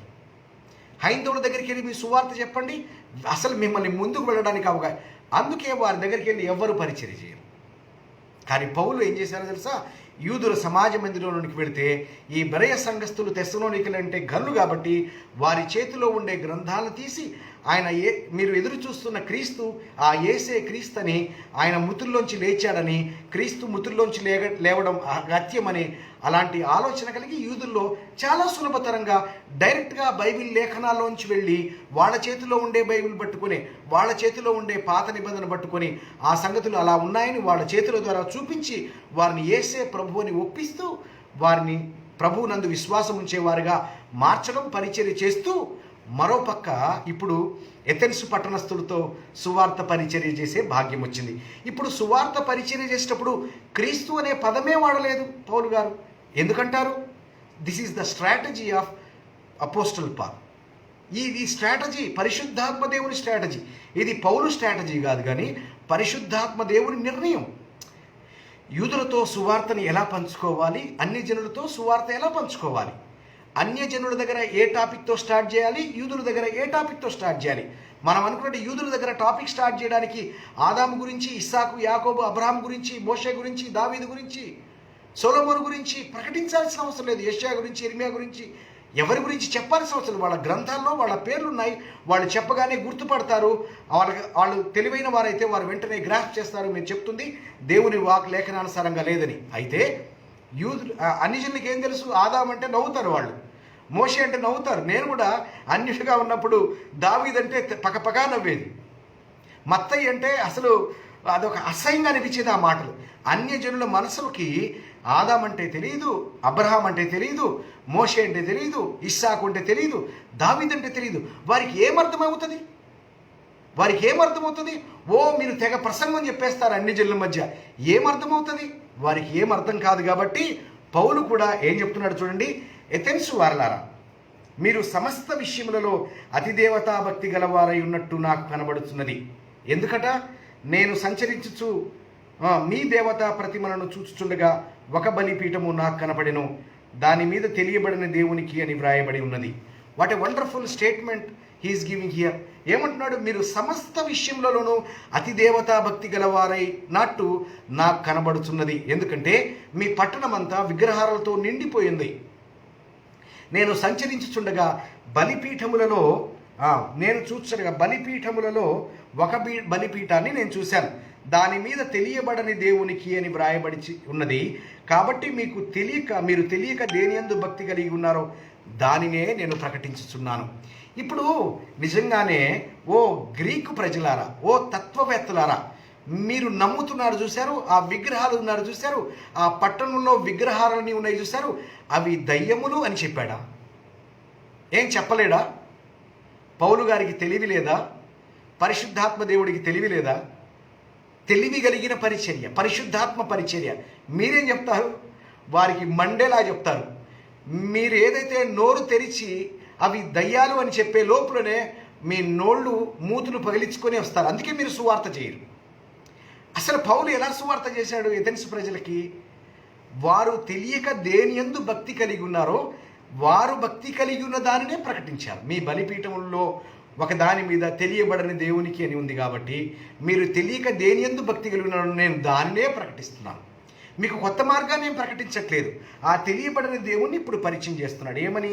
జగత్తును అందరి సమస్తమును నిర్మించిన దేవుడు తానే ఆకాశమునకును భూమికి నీ ప్రభు అయి ఉన్నందున హస్తకృతమైన ఆలయముల్లో నివసించడు. ఆయన అందరికీ జీవమును దయచేయవాడు, ఊపిరిని సమస్తమును దయచేయవాడు గనక తనకు ఏదైనా కొదవిన్నట్టు మనుషుల చేతులతో సేవింపబడువాడు కాడు. మరి యావత్ భూమి మీద కాపురమున్నట్టుగా ఆయన ఒకరి నుండి ప్రతి జాతి మనుషులను సృష్టించి వారు ఒకవేళ దేవుని తడువులాడి కనుకుందరేమోనని తన్ను వెతుకు నిమిత్తం నిర్ణయ కాలం వారికి నివాసస్థలం అంటే చూడండి, ఆయన మనలో అన్నాడు. ఆయన మనలో. నేను యూదుణ్ణి, హెబ్రీయుణ్ణి, రోమియుణ్ణి, ఆసక్తి అందు పరిచయుణ్ణి, ఇప్పుడు నేను క్రైస్తవుణ్ణి. నాకు ఇన్ని క్యారెక్టర్స్ ఉన్నాయి. మీరు మూగ విగ్రహాలను ఆరాధించేవారు, అయినప్పటికీ మనము అంటున్నాడు. కలుపుకుంటున్నాడు. My dear brothers and sisters, ఆయన మనలో ఎవనికి దూరముగా ఉండువాడు కాడు. మనమాయన యందు బ్రతుకుచున్నాము, చెల్లించుచున్నాము, ఉనికి కలిగి ఉన్నాము. మేం కలిగి ఉన్నాము, మేము అనట్లేదు, మనము అంటున్నాడు. అంటూ ఇక్కడ ఏమన్నాడంటే అటువల్లనే మనమాయన సంతానమని, మనము ఆయన బిడ్డలమని, మనము సృష్టికర్త అయిన దేవుని బిడ్డలని, ఆకాశమును జగత్తును అందరి సమస్తమును చేసిన దేవుడు ఆయన ఆకాశమునకు భూమికి ప్రభు అయ్యుండి మనలో ఎవనికి దూరం లేకుండా మనలో ఉండి మనతో ఉండి మనకు దూరంగా లేకుండా మనల్ని ఆయన యందు ఉంచుకొని ఆయన యందు చెల్లింపజేసుకుంటూ ఉనికి కలిగి ఉన్నాము. ఇంతకీ ఆయన ఎవరో తెలుసా? మనము ఆయన సంతానము అన్నాడు. మీరేం చెప్తారు? మేము దేవుని బిడ్డలమని చెప్తారు. మేము దేవుని బిడ్డలమండి, వాళ్ళు కూడా ఎటకారం ఆడతారు. ఓ దేవుని బిడ్డలు వచ్చారని వాళ్ళు కూడా ఎటకారం ఆడతారు. పౌలు ఏమని చెప్తున్నాడు తెలుసా? ఓ ఎథెన్స్ పట్టణస్తులారా, మనము దేవుని బిడ్డలమయ్యా అంటున్నాడు. అర్థమవుతుందా my dear brothers and sisters? దేవుని సత్యవాక్యాన్ని ఎలా విభజించాలో అర్థమవుతుందా? మనము దేవుని బిడ్డలమని చెప్తున్నాడు. అసలు మనము దేవుని బిడ్డలమని ఏమంటున్నాడు? మీ కవీశ్వరులో కొందరును చెప్పుచున్నారు. కాబట్టి మనము దేవుని సంతానమై ఉండి, మేము దేవుని సంతానము, మేము దేవుని బిడ్డలము. మీరు దయ్య బిడ్డలు అనట్లేదు, మీరు అపవాది సంతానం అనట్లేదు. దానిలో ఉన్నప్పటికీ వారి ముందు ఎలా ప్రకటించారు? సత్యము అన్ని చోట్ల ఆ విధంగా ప్రకటించడం కుదరదండి my dear brothers and sisters. చూడండి, మన క్రిస్టియన్ లైఫ్లోకి వచ్చిన తర్వాత మన జీవితంలో ప్రభువునందు ఉనికి కలిగి ముందుకు వెళుతున్నప్పుడు దఫాలుగా అనేకమైన సంగతులు, దేవుని సంగతులు, పరిశుద్ధాత్మలో మనం నడిపింపబడుతున్నప్పుడు అనేక విషయాలు మనకి యాడ్ అవుతూ ఉండి మనలో విశ్వాసం పెంపొందించడానికి అవకాశం కలుగుతుంది. క్రిస్టియన్ మెచ్యూరిటీ అనేది మొదటి రోజు వచ్చేది కాదు, రెండవ రోజు వచ్చేది కాదు, సంవత్సరం తర్వాత వచ్చేది కాదు. ఈ క్రిస్టియన్ మెచ్యూరిటీ మనం చనిపోయేంత వరకు మనం నడిపింపబడుతూ పొందుకునే మెచ్యూరిటీ. డే 1 ఎవరికి మెచ్యూరిటీ రాదు. నేను యేసుక్రీస్తు ప్రభువునప్పుడు నమ్మిన రోజున మెచ్యూరిటీ వేరు, 5 సంవత్సరాల క్రితం ఉన్న మెచ్యూరిటీ వేరు, గత నెలలో ఉన్న మెచ్యూరిటీ వేరు, ఇప్పుడు నేను పొందుకుంటున్న మెచ్యూరిటీ వేరు. నేను అనుదినము ప్రభువులో నడుస్తుండగా నన్ను స్పిరిచువల్ మెచ్యూర్గా దేవుడు మారుస్తాడు. ఏ సమయంలో ఎలా ప్రవర్తించాలి, ఏ విధంగా నడవాలి, ఏ విధంగా ప్రకటించాలి అనేది మెచ్యూరిటీని పొందుకోవాలి. Christian people should be updated through the spirit of God and the word of God. My dear brothers and sisters, అపోస్తలుడైన పౌలు, పరిశుద్ధాత్మలో ప్రసంగిస్తున్న పౌలు ఏమంటున్నాడు? మనము దేవుని సంతానం, ఓ ఎథెన్సు పట్టణస్థులారా అంటున్నాడు. యూద ప్రజల దగ్గరికి వెళ్ళి ఆ స్టేట్మెంట్ చెప్పలేదు. యూదుల దగ్గరికి వెళ్ళి మనం దేవుడి బిడ్డలమని చెప్పాడా? లేదే. యూద బిడ్డలందరికీ తెలుసు, దేవుడి గురించి తెలుసు, సృష్టికర్త అని తెలుసు. అబ్రహాము దేవుడు, ఇస్సాకు యాకోబులు దేవుడు, మోషేను నడిపించిన దేవుడు, ఎర్ర సముద్రం దాటించిన దేవుడు, ఐగుప్తులో వారి మొరను విన్న దేవుడు, మోషే ద్వారా ధర్మశాస్త్రం ఇచ్చిన దేవుడు, తనను ఆరాధించిన దావీదు దేవుడు, సొలొమోను దేవుడు, దేవాలయం కట్టించుకున్న దేవుడు, యెషయాను పిలిపించుకున్న దేవుడు, తల్లి గర్భంలోనే ఏర్పరచుకున్న ఇర్మియా లాంటి వీళ్ళకి ఆ స్టోరీలన్నీ చెప్పాల్సిన అవసరం లేదు. వాళ్ళకి ఆల్రెడీ అన్నీ తెలుసు. వాళ్ళ కొదువై ఉన్నది ఒకటి, యేసే క్రీస్తు. వారు ఎదురు చూస్తున్న మెస్సయే క్రీస్తు అని చెప్పేస్తే అక్కడ మినిస్ట్రీ కంప్లీట్ అయిపోయింది. నువ్వు యేసు క్రీస్తు నమ్ముతావా లేదా? నమ్మను. నమ్ముతావా? నమ్ముతాను. రెండు. కానీ అన్ని జనుల దగ్గరకు వచ్చినప్పుడు, విగ్రహారాధన కింద ఉండే ప్రజల దగ్గరకు ఉండే అప్పుడు వారి స్ట్రాటజీ వేరు. మనం ఇండియాలో ఉన్నాము, భారతదేశంలో ఉన్నాము, విగ్రహారాధన దేశంలో పుట్టాము, విగ్రహారాధన ప్రజల మధ్యలో బ్రతుకుతున్నాము. వారి మధ్య మనము యేసుక్రీస్తు చూడండి జీవవాక్యమును పట్టుకున్న జ్యోతులై ఉన్నాము. ఈ జ్యోతులే వాళ్ళ కళ్ళల్లో చీకటినిస్తున్నాం. మన అపరిపక్వమైన విధానాల ద్వారా, తొందరపాటు పరిచర్యల వల్ల ఎక్కడ ఏ విధంగా మాట్లాడాలో, ఎవరితో ఏ విధంగా మాట్లాడాలో. అసలు క్రిస్టియన్ మినిస్ట్రీ ఇండియాలో చేయాల్సింది మీటింగ్స్లో అసలు పరిచర్య చేయకూడదని పరిశుద్ధాత్మ దేవుడు నాకు నేర్పుతూ వస్తున్నాడు. It's not a meeting ministry, it's a 1-on-1 ministry. ప్రతి క్రైస్తవుడు 1-on-1 మాట్లాడాల్సి ఉంది. ప్రతి క్రైస్తవుడు తనకు కలిగిన స్నేహితులలో, తనకు కలిగిన బంధువులలో, ఆ విగ్రహారాధన క్రమంలో ఉండే వారితో పర్సనల్గా డీల్ చేస్తూ, ఈ విధంగా పౌలు ఏ విధంగా అయితే స్ట్రాటజికల్గా మాట్లాడాడో చూడండి. ఆకాశంలో ఒక దేవుడు ఉన్నాడు, ఆయన సృష్టికర్త అయి ఉన్నాడు. మీరందరూ పూజిస్తున్నవి అవి చేతులతో చేయబడ్డవి, మనుషులతో చేయబడ్డవి. దేవత్వము రాతిలో చూడడానికి వీలులేదు. పైన సృష్టికర్త ఉన్నాడు. ఆయన అందరికీ తండ్రి, ఆయన అందరికీ దేవుడు. ఆయన నిన్ను సృష్టించాడు. నువ్వు తల్లి గర్భంలో ఉన్నప్పుడు, పిండముగా ఉన్నప్పుడు ఆయన నిన్ను చూశాడు. ఏంటి, దేవుడు దావీదునే చూస్తాడు. అంత పక్షపాతం కలిగిన దేవుడా? దావీదు 132వ కీర్తన గ్రంథంలో రాయించినప్పుడు, నేను కీర్తనలు రాశాడు, నేను పిండమై ఉండగా నీ కన్నులు నన్ను చూచాయంటే, ఈరోజు అన్యజనుల్లో పుట్టే పిండాలని దేవుడు చూడట్లేదా? అంటే దేవుడు అంత పక్షపాతని మీరు ఎలా డిసైడ్ చేశారు? దేవుడిచ్చిన ఫార్ములా తల్లిదండ్రుల వల్ల గర్భంలో బిడ్డలు పుడుతుండగా it's a God's plan, it's a God's design. అన్యులు ఒకలాగా, దేవుని బిడ్డలు ఒకలాగా పుట్టట్లేదే. అందరికీ అదే శరీరము, అదే అవయవాలు, అదే ఊపిరి, అదే జీవితం, అదే రక్తము. క్రైస్తవుల్లో ఉండేది కూడా ఏబిసిడి గ్రూప్సే కదా. అన్ని జనుల్లో కూడా ఉండేది అవే గ్రూప్స్ కదా. మీకు మనకు ప్రత్యేకత ఏంటి? వారికి మనకు తేడా ఏంటి? My dear brothers and sisters, వారి పిండములు వారి గర్భంలో ఉండగా ఇప్పుడు నేనేం కన్ఫెస్ చేస్తున్నాను?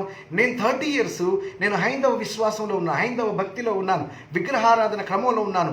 దేవుడు నన్ను కరుణించి నా మనోనేత్రాన్ని వెలిగించి క్రీస్తులో రక్షణ ఉందని, సృష్టికర్త అయిన దేవుడు, నన్ను పుట్టించిన దేవుడు, నేను గర్భంలో ఉండగా నేను జనములకు ప్రవక్తగా ఉండాలని దేవుడు ముందుగా నిర్ణయించిన దేవుడు, తన కాలంలో తన అనధికార సంకల్పంలో నన్ను ఏర్పరచుకొని 30 సంవత్సరాల తర్వాత సౌదీ అరేబియా దేశంలో అడుగులు వేయించుండగా నాకు ఆయన దర్శనమిచ్చి తన భాగ్యం ద్వారా, తన కృప ద్వారా నన్ను ఏర్పాటు చేసుకొని, యేసే క్రీస్తు, అది నీకైనా నాకైనా ఈ భూమండలం మీద అందరికీ క్రీస్తు ప్రభువుని ప్రకటించడానికి దేవుడు నన్ను ఏర్పరచుకున్నాడు. My dear brothers and sisters, సృష్టికర్త దేవుడు ఒక దేశానికో, ఒక ప్రాంతానికో, ఒక జనానికో వేరు వేరు దేవుడు కదా. ఈ దేవుడు అందరికీ దేవుడు కదా. దేవుడు అన్ని జనులకే దేవుడా? యూదులకు మాత్రమే దేవుడా? అందరికీ దేవుడు కదా. ఆయన అందరికీ దేవుడు. యేసుక్రీస్తు అందరికీ ప్రభు అని దేవుడు వాక్యం ఇంత స్పష్టంగా చెప్తున్నప్పుడు, my dear brothers and sisters, వారి దగ్గరికి వెళ్ళి మనమందరము దేవుని బిడ్డలం, మనలందరినీ దేవుడు సృష్టించాడు. సృష్టికర్త అయిన దేవుడు మనల్ని సృష్టించాడు. చూడండి, ఆయన సృష్టికర్త. ఆయన చేతులతో ఆయన ఈ ఆకాశ విశాలాన్ని ఆయన చేశాడు. తన మాట ద్వారా సృష్టించాడు.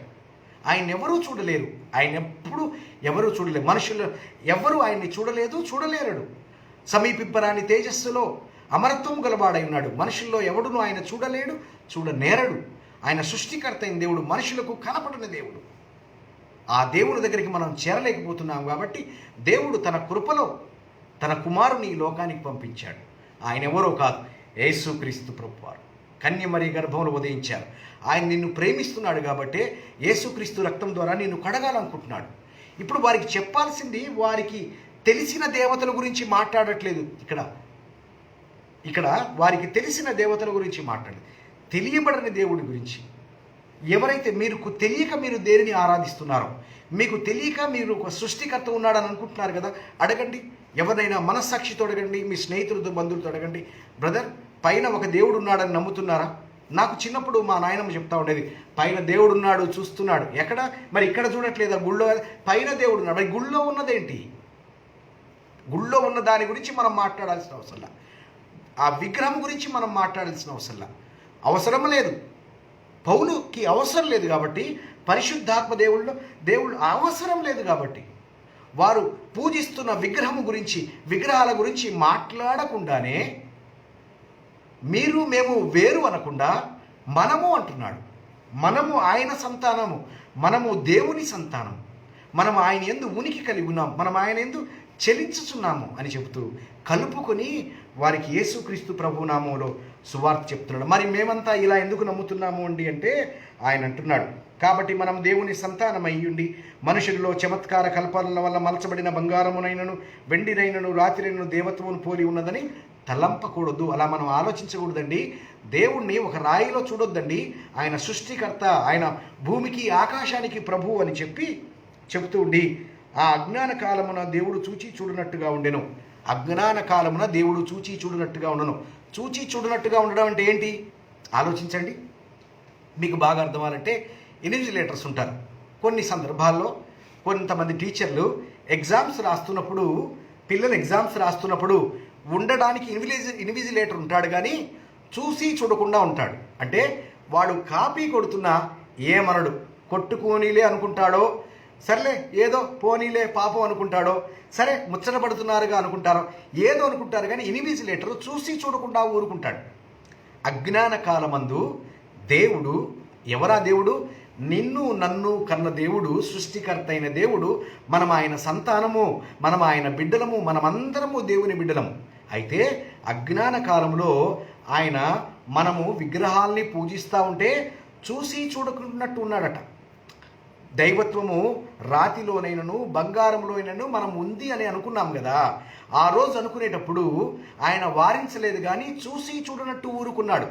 మరి ఇప్పుడేంటండి అంటే, ఇప్పుడైతే అందరూ అంతటా మారు మనసు పొందాలని మనుషులకు ఆజ్ఞాపించుచున్నాడు. ఈ భూమండలం మీద మనుషులందరికీ సృష్టికర్త అయిన దేవుడు ఏమని ఆజ్ఞాపిస్తున్నాడంటే, దేవుని యొక్క దేవత్వము విగ్రహములలో కానీ బంగారంలో కానీ రాతిలో ఉందానని తలంపకూడదు. పాత రోజుల్లో అలా అనుకున్నాడు, కానీ ఈరోజు అలా ఆయన ఇష్టపడట్లేదు. ఇప్పుడు భూమిలోని మనుషులంతా మారు మనసు పొందాలని ఆయన ఆజ్ఞాపిస్తున్నాడు. మారు మనసు అంటే ఏంటి? ఇక్కడ మారు మనసు ఏంటి? వాళ్ళకు మనసు ఉంది. విగ్రహములో దైవత్వం ఉందనే మనసు నుండి విగ్రహములో దైవత్వము ఉన్నది అని అనుకోకుండా ఉండాల్సిన మారు మనసు. ప్రతి చోట మనం విభజించాలి. మారు మనసు అంటే విగ్రహములో దైవత్వము లేదు, సృష్టికర్త ఆయన భూమికి ఆకాశానికి ప్రభువై ఉన్నాడు. ఇక్కడ ఈ గుడికి మన చేతులతో మనం కట్టాము, ఈ విగ్రహాన్ని మన చేతులతో మనం మలిచాము, మన చేతులతో మనము ప్రతిష్ఠించాము. ఇది మన చేతుల ద్వారా చేయబడింది. అయితే సృష్టికర్త తన చేతులతో ఈ భూమిని ఆకాశాన్ని చేశాడు కాబట్టి ఇది ఆయనకు మంచిది కాదు. కాబట్టి మనము ఈ విగ్రహములో దైవత్వం ఉందని తలంచకూడదు. కాబట్టి అటువంటి ఆలోచన విధానం నుంచి సృష్టికర్త అయిన దేవుడు, ఆయన సృష్టికర్త అనే ఆలోచనకి రావడమే మారు మనసు. ఏలయన్ అన్నాడట. మారు మనసు ఎందుకనగా, తాను నియమించిన మనుషుని చేత నీతిని అనుసరించి భూలోకమునకు తీర్పు తీర్చడం ఒక దినమును నిర్ణయించి ఉన్నాడు. మృతులలో నుండి ఆయనను లేపినందున దీన్ని నమ్ముటకు అందరికీ ఆధారము కలగజేసి ఉన్నాడు. ఏంటి ఇక్కడ యేసునామం అని చెప్పచ్చు కదా. పౌలు అంతకుముందు చెప్పలేదా? పౌలు అంతకుముందు చెప్పాడు కదా. ఫిలిప్పీ వెళ్ళిన తర్వాత ఏమన్నాడు? ఆ సోది చెప్తున్న చిన్న దగ్గరికి పోయి, ఆ సోది దగ్గరికి చెప్తున్న చిన్న దగ్గరికి పోయి యేసు నామమందు ఈ విడిచిపోవాలి, ఈ ఈ ఈ చిన్నదాన్ని విడిచిపోవాలని ఆజ్ఞాపించాడుగా, యేసునామంలో ప్రకటించాడుగా, యేసునామంలో గట్టిగా బిగ్గరగా మాట్లాడాడు కదా. పౌలుకి ఎందుకు ఇక్కడ యేసునామంలో బిగ్గరగా మాట్లాడలేకపోతున్నాడు? అర్థమవుతుందా my dear brothers and sisters? ఎక్కడ ఎలా మాట్లాడాలో, ఎక్కడ ఎలా ప్రకటించాలో పరిశుద్ధాత్మ ద్వారా, దేవుని వాక్యం ద్వారా నేర్చుకోవాలి. ఎందుకంటే ఒక మనుషుడి యొక్క ఆత్మ రక్షించడము ఎంత ప్రాముఖ్యత. మన అవివేక చర్యల వలన, మన అపరిపక్వ పరిస్థితుల వల్ల, పరిచర్యల వలన ఎంతమంది హైందవ ప్రజల విశ్వాసాన్ని మనం కోల్పోయాం. ఎవరైనా మనల్ని దగ్గరికి రానిచ్చే పరిస్థితి ఉందా my dear brothers and sisters? ఎందుకంటే వారిని మనమే వెళ్ళగొట్టించుకునే పరిస్థితిలోనికి వెళ్ళిపోయాం. ఎందుకంటే వారికి తెలియబడని దేవుని గురించి చెప్పాడు కానీ పౌలు గారు వారికి తెలిసిన విగ్రహాల గురించి మాట్లాడలేదు. My dear brothers and sisters, my dear brothers and sisters, we need to do the ministry very carefully. Especially అన్ని జిల్లా ముందు పబ్లిక్ మినిస్ట్రీలో, మైకుల్లో, ప్రతి చోట మనము ఒళ్ళు దగ్గర పెట్టుకొని పరిచర్య చేయాలి. నోరుంది కదా అని ఏది పడితే అది మాట్లాడడానికి వీల్లేదు. ప్రతిదీ దేవుడి నోరు అని చెప్పడానికి వీల్లేదు. దేవుడు ప్రతి దానికి లెక్క అడుగుతాడట, ప్రతి దానికి లెక్క. ఆయన రహస్యమందలి అంధకార విషయంలోని అన్ని విషయాలను తీసుకొచ్చి నీవు ఏ రోజు అనాలోచితంగా ఏ మాట మాట్లాడడం వల్ల ఎవరు దూరం అయిపోయారో, ఎవరు క్రైస్తవుల మీద ఆ దినం నుంచి ద్వేషం పెంచుకున్నారో, ఎవరి వలన వారు ప్రభువుని అంగీకరించకుండా ఉన్నారు, ఎవరి మినిస్ట్రీ వల్ల వారు నరకానికి పోవడానికి మార్గం తెరవబడిందో దేవుడు ప్రతి దాన్ని లెక్కగట్టున్నాడు. అందుకే మనం మాట్లాడే ప్రతి మాట, మనం చేసే ప్రతి పరిచర్య, ప్రతి చర్య, ప్రతిదీ కూడా దేవుడిని మహిమపరిచేదిగా, ప్రజలను రక్షించేదిగా ఉండాలి. కానీ మనకు మైకి దొరికిందని ఇష్టానుసారమైన బోధనలు చేసి ఎంతమందిని పోగొట్టుకున్నాం, ఎంతమంది నరకానికి వెళ్తూ ఉన్నారు, ఎంతమంది దూరం అయిపోయారు. My dear brothers and sisters, ఒకసారి ఆలోచించండి. యేసు నామం కూడా చెప్పకుండా గ్రీసు దేశస్తుల దగ్గర సృష్టికర్తను పరిచర్య చేశాడు, మారు మనసు పొందాలని చెప్పాడు. అక్కడొచ్చి ఈ భూలోకానికి తీర్పు తీర్చడి ఒక దినము నిర్ణయించున్నాడు ఒక మనుషుని చేత. ఎవరయ్యా ఆ మనుషుడంటే, ఆ మనుషుడు మరి ఏం చేశాడు? మృతులలో నుండి ఆయన లేపినందున మృతుల్లోంచి లేచిన యేసుక్రీస్తు ప్రభువుని చాలా చాకచక్యంగా ప్రకటించాడు. ముందుగా వారిని ఓన్ చేసుకున్నాడు, ముందుగా వారి వైపు తిప్పుకున్నాడు. మనం ఆయన సంతానం, మనం ఆయన బిడ్డలము, మనము అన్నాడు. దేవునికి స్తోత్రం. మృతులు పునరుద్ధానం గురించి వారు విన్నప్పుడు కొందరు అపహాస్యం చేసిరి, మరికొందరు నీవు చెప్పినది ఇంకొకసారి విందుమని చెప్పిరి. అలాగున ఉండగా పౌలు వారి మధ్యలో నుంచి వెళ్ళిపోయారు. అయితే కొందరు మనుషులు అతన్ని హద్దుకుని విశ్వసించిరి. వారిలో అరియోపీయుడైన దియోనీసియు, దమరియోను స్త్రీలు మరికొందరు ఉన్నారు. My dear brothers and sisters, పౌలు అద్భుతంగా పరిచయం చేసిన అక్కడ ఉన్న వారందరూ అంగీకరించారని రాయబడలేదు. ఎప్పుడైతే పునరుద్ధానం గురించి అప్పుడు వారు చూడండి, సృష్టికర్త గురించి మాట్లాడేటప్పుడు విన్నారు, మనం ఆయన సంతానం అంటే విన్నారు, మరి వారి విగ్రహాల గురించి మాట్లాడితే విన్నారు. కానీ ఒక మనుషుడు పునరుద్ధానుడు అయ్యాడంటే వారు వెంటనే వెటకారం ఆడితే అక్కడి నుంచి మధ్యలోంచి వెళ్ళిపోయాడు. అయితే అక్కడ మాత్రం అరిగిపోయాడు. అక్కడ ఎంత మహాసభ, చాలా కొన్ని వేల మందిలో కొందరు మాత్రం ప్రభువుని విశ్వసించారట, పౌలుని అంగీకరించారట. మై డియర్ బ్రదర్స్, చూడండి, ఈ చివరి మాటలతో నేను ముగించబోతున్నాను. చూడండి, కొన్ని సందర్భాల్లో హాస్పిటల్స్లో ఆపరేషన్ వికటించి కొందరు చచ్చిపోతారు. చచ్చిపోయిన వెంటనే ఇన్వెస్టిగేట్ చేస్తారు. అతని యొక్క కేస్ షీట్ని వెంటనే పోలీసులు హ్యాండ్ ఓవర్ చేసుకుని ఇతను ఈ హాస్పిటల్లో ఎప్పుడు అడ్మిట్ అయ్యాడు, ఏ సమయంలో ఏ మెడిసిన్ ఇచ్చారు, కేస్ స్టడీ మొత్తం చూసి వేరొక ఎక్స్పర్ట్ డాక్టర్ ద్వారా వెరిఫై చేస్తారు. ఈ యవ్వనస్తుడు చనిపోవడానికి కారణం ఉన్నారు కదా, వీరి బంధువులు గొడవ చేస్తున్నారు. అసలు ఈ వ్యక్తికి ఈ ఇంజెక్షనో ఈ ప్రాబ్లమో ఎందుకు వికటించి చచ్చిపోయాడని ఇన్వెస్టిగేట్ చేసినప్పుడు ఇతనికి కరెక్ట్గా ఇవ్వాల్సిన మెడిసిన్స్ కరెక్ట్ టైంలోనే ఇచ్చారు. కాకపోతే తన శరీరమే సహకరించలేదు. కానీ మేము ట్రీట్మెంట్ కరెక్ట్గా చేశాం అంటే ఆ డాక్టర్కి విడుదల కలుగుతుంది. ఒకవేళ ఆ డాక్టరు ఒక మందు బదులు ఇంకొక మందు ఇస్తే తన్ని జైల్లో పెడతారు. ఆలోచిస్తున్నారా? మొన్న ఈ మధ్య ఒక సహోదరి భారతదేశంలోనే ఒక సహోదరి కరోనా వ్యాక్సిన్ వేస్తూ, కరోనా ఇంజెక్షన్స్ వేస్తూ దాని వెంట ఇంకో ఇంజెక్షన్ కూడా వేసేసిందట. పాపం డబల్ ఇంజెక్షన్ ఒకే క్షణంలో, ఒకే నిమిషంలో ఆవిడ ఫోన్లో మాట్లాడుతూ గబగబా 2 ఇంజెక్షన్ వేసింది. Body present, mind absent. ఇప్పుడు ఆ 2 ఇంజెక్షన్లు వరుసగా పడిన వ్యక్తిని వారు గమనిస్తున్నారు. తనకి ఏదన్నా ప్రమాదం జరుగుతుందా, తనకి ఏదన్నా రియాక్షన్ వస్తుందా? ఒకవేళ తనకు రియాక్షన్ వస్తే ఈవిడ్ని ఖచ్చితంగా జైల్లో పడేస్తారు. ఒకవేళ తను క్షేమంగా ఉంటే తనకు ఏం జరగదు. My dear brothers and sisters, మనం దీన్ని బట్టి అర్థమవుతుందా? సువార్త చెప్పవలసినదిగా చెప్పు, ఎవరికి ఏది చెప్పాలో అది చెప్పు, ప్రార్థనాపూర్వకంగా చెప్పు.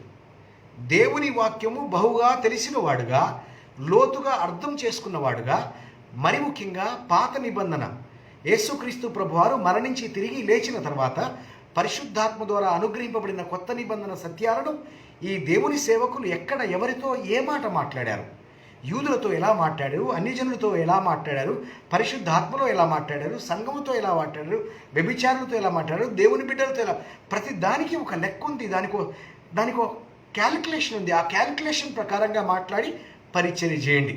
అయినా వాడు నమ్మలేదా? నమ్మని వానికి శిక్ష విధింపబడును, నమ్మినవాడు బాప్తిజం పొందినవాడు రక్షింపబడును. దేవునికి స్తోత్రం కలుగును గాక. ఇప్పుడు వాడు రక్షింపబడతాడా, నశిస్తాడా అనేది మన చేతిలో లేని విషయం. అయితే దేవుడిచ్చిన పరిచర్యను జాగ్రత్తగా చేయవలసిన బాధ్యత మన మీద మోపబడి ఉంది. ఎందుకంటే ఈ పరిచర్య ఏదో మనం మాట్లాడినంత సులభంగా వచ్చిన పరిచర్య కాదు. ఈ క్రైస్తవ పునాది మనమేదో సరదాగా టైంపాస్కి కొంతమంది వాక్యాలు చెప్తూ ఉంటారు, టైంపాస్కి వాక్యాలు వింటారు, టైంపాస్కి పాటలు పాడతారు, టైంపాస్కి పాటలు వింటారు. మనం ఈ టైంపాస్కి చేస్తున్నంత ఈజీగా ఈ పరిచర్య ఈ భూలోకంలోనికి రాలేదు.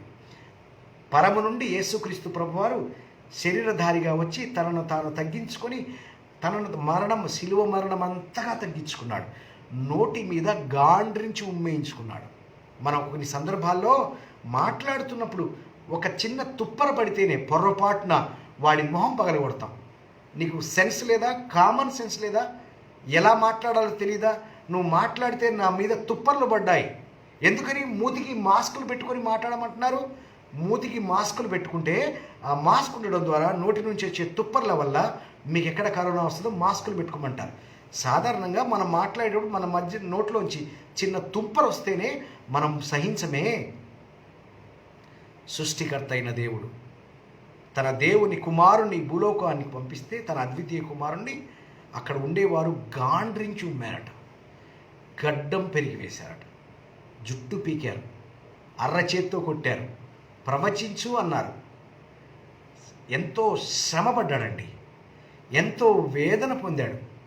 సొగసైనను సురూపమైనను లేనివాడుగా, వ్యసనాక్రాంతుడుగా, తృణీకరింపబడినవాడుగా, ఎంతో వేదనను అనుభవించిన వాడుగా, మరణ వేదనను అనుభవించిన వాడుగా, మనుషుల పట్ల ప్రేమను చూపించే క్రమంలో ఆ కలువరి శిలువ పైన క్యాలిక్యులేట్గా లేఖనాలను ఆయన నెరవేర్చాలనే ఆ ఉద్వేగంలో ఉండి తన బాధను సహిస్తూ, ఆ సందర్భంలో కూడా తన ఎదుట తన్ను చంపుతున్న వారిని, తండ్రి వీరేమి చేస్తున్నారు, వీరు ఎరగరని ఎంత బాధ్యతగా పరిచర్య చేశాడంటే యేసుక్రీస్తు ప్రభువారు బాధ్యతగా పరిచర్య చేశాడు.